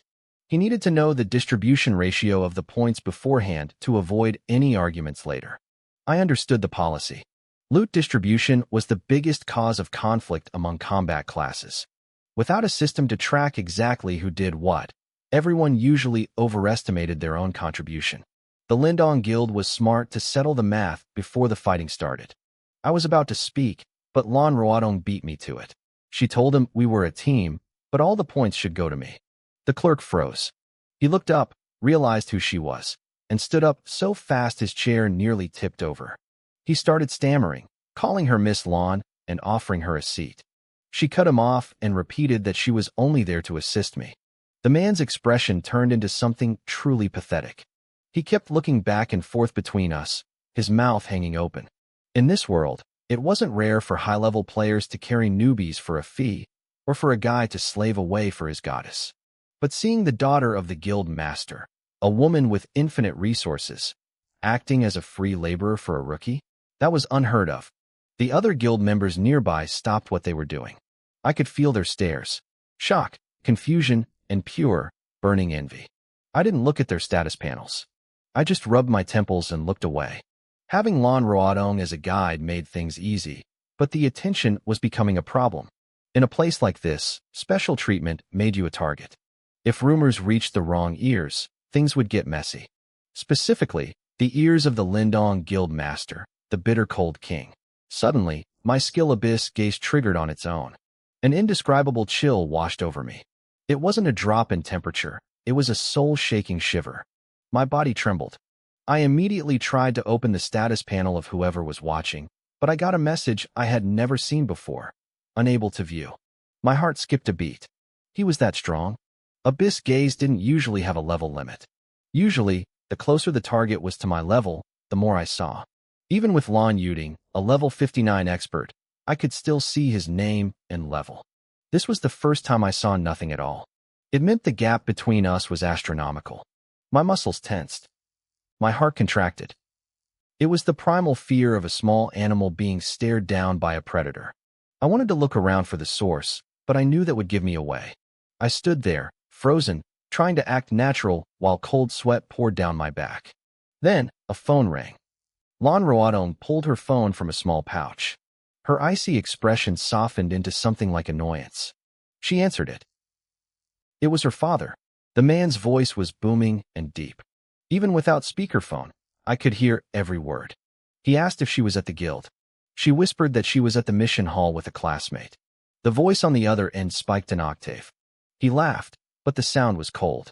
He asked if this classmate was a boy or a girl.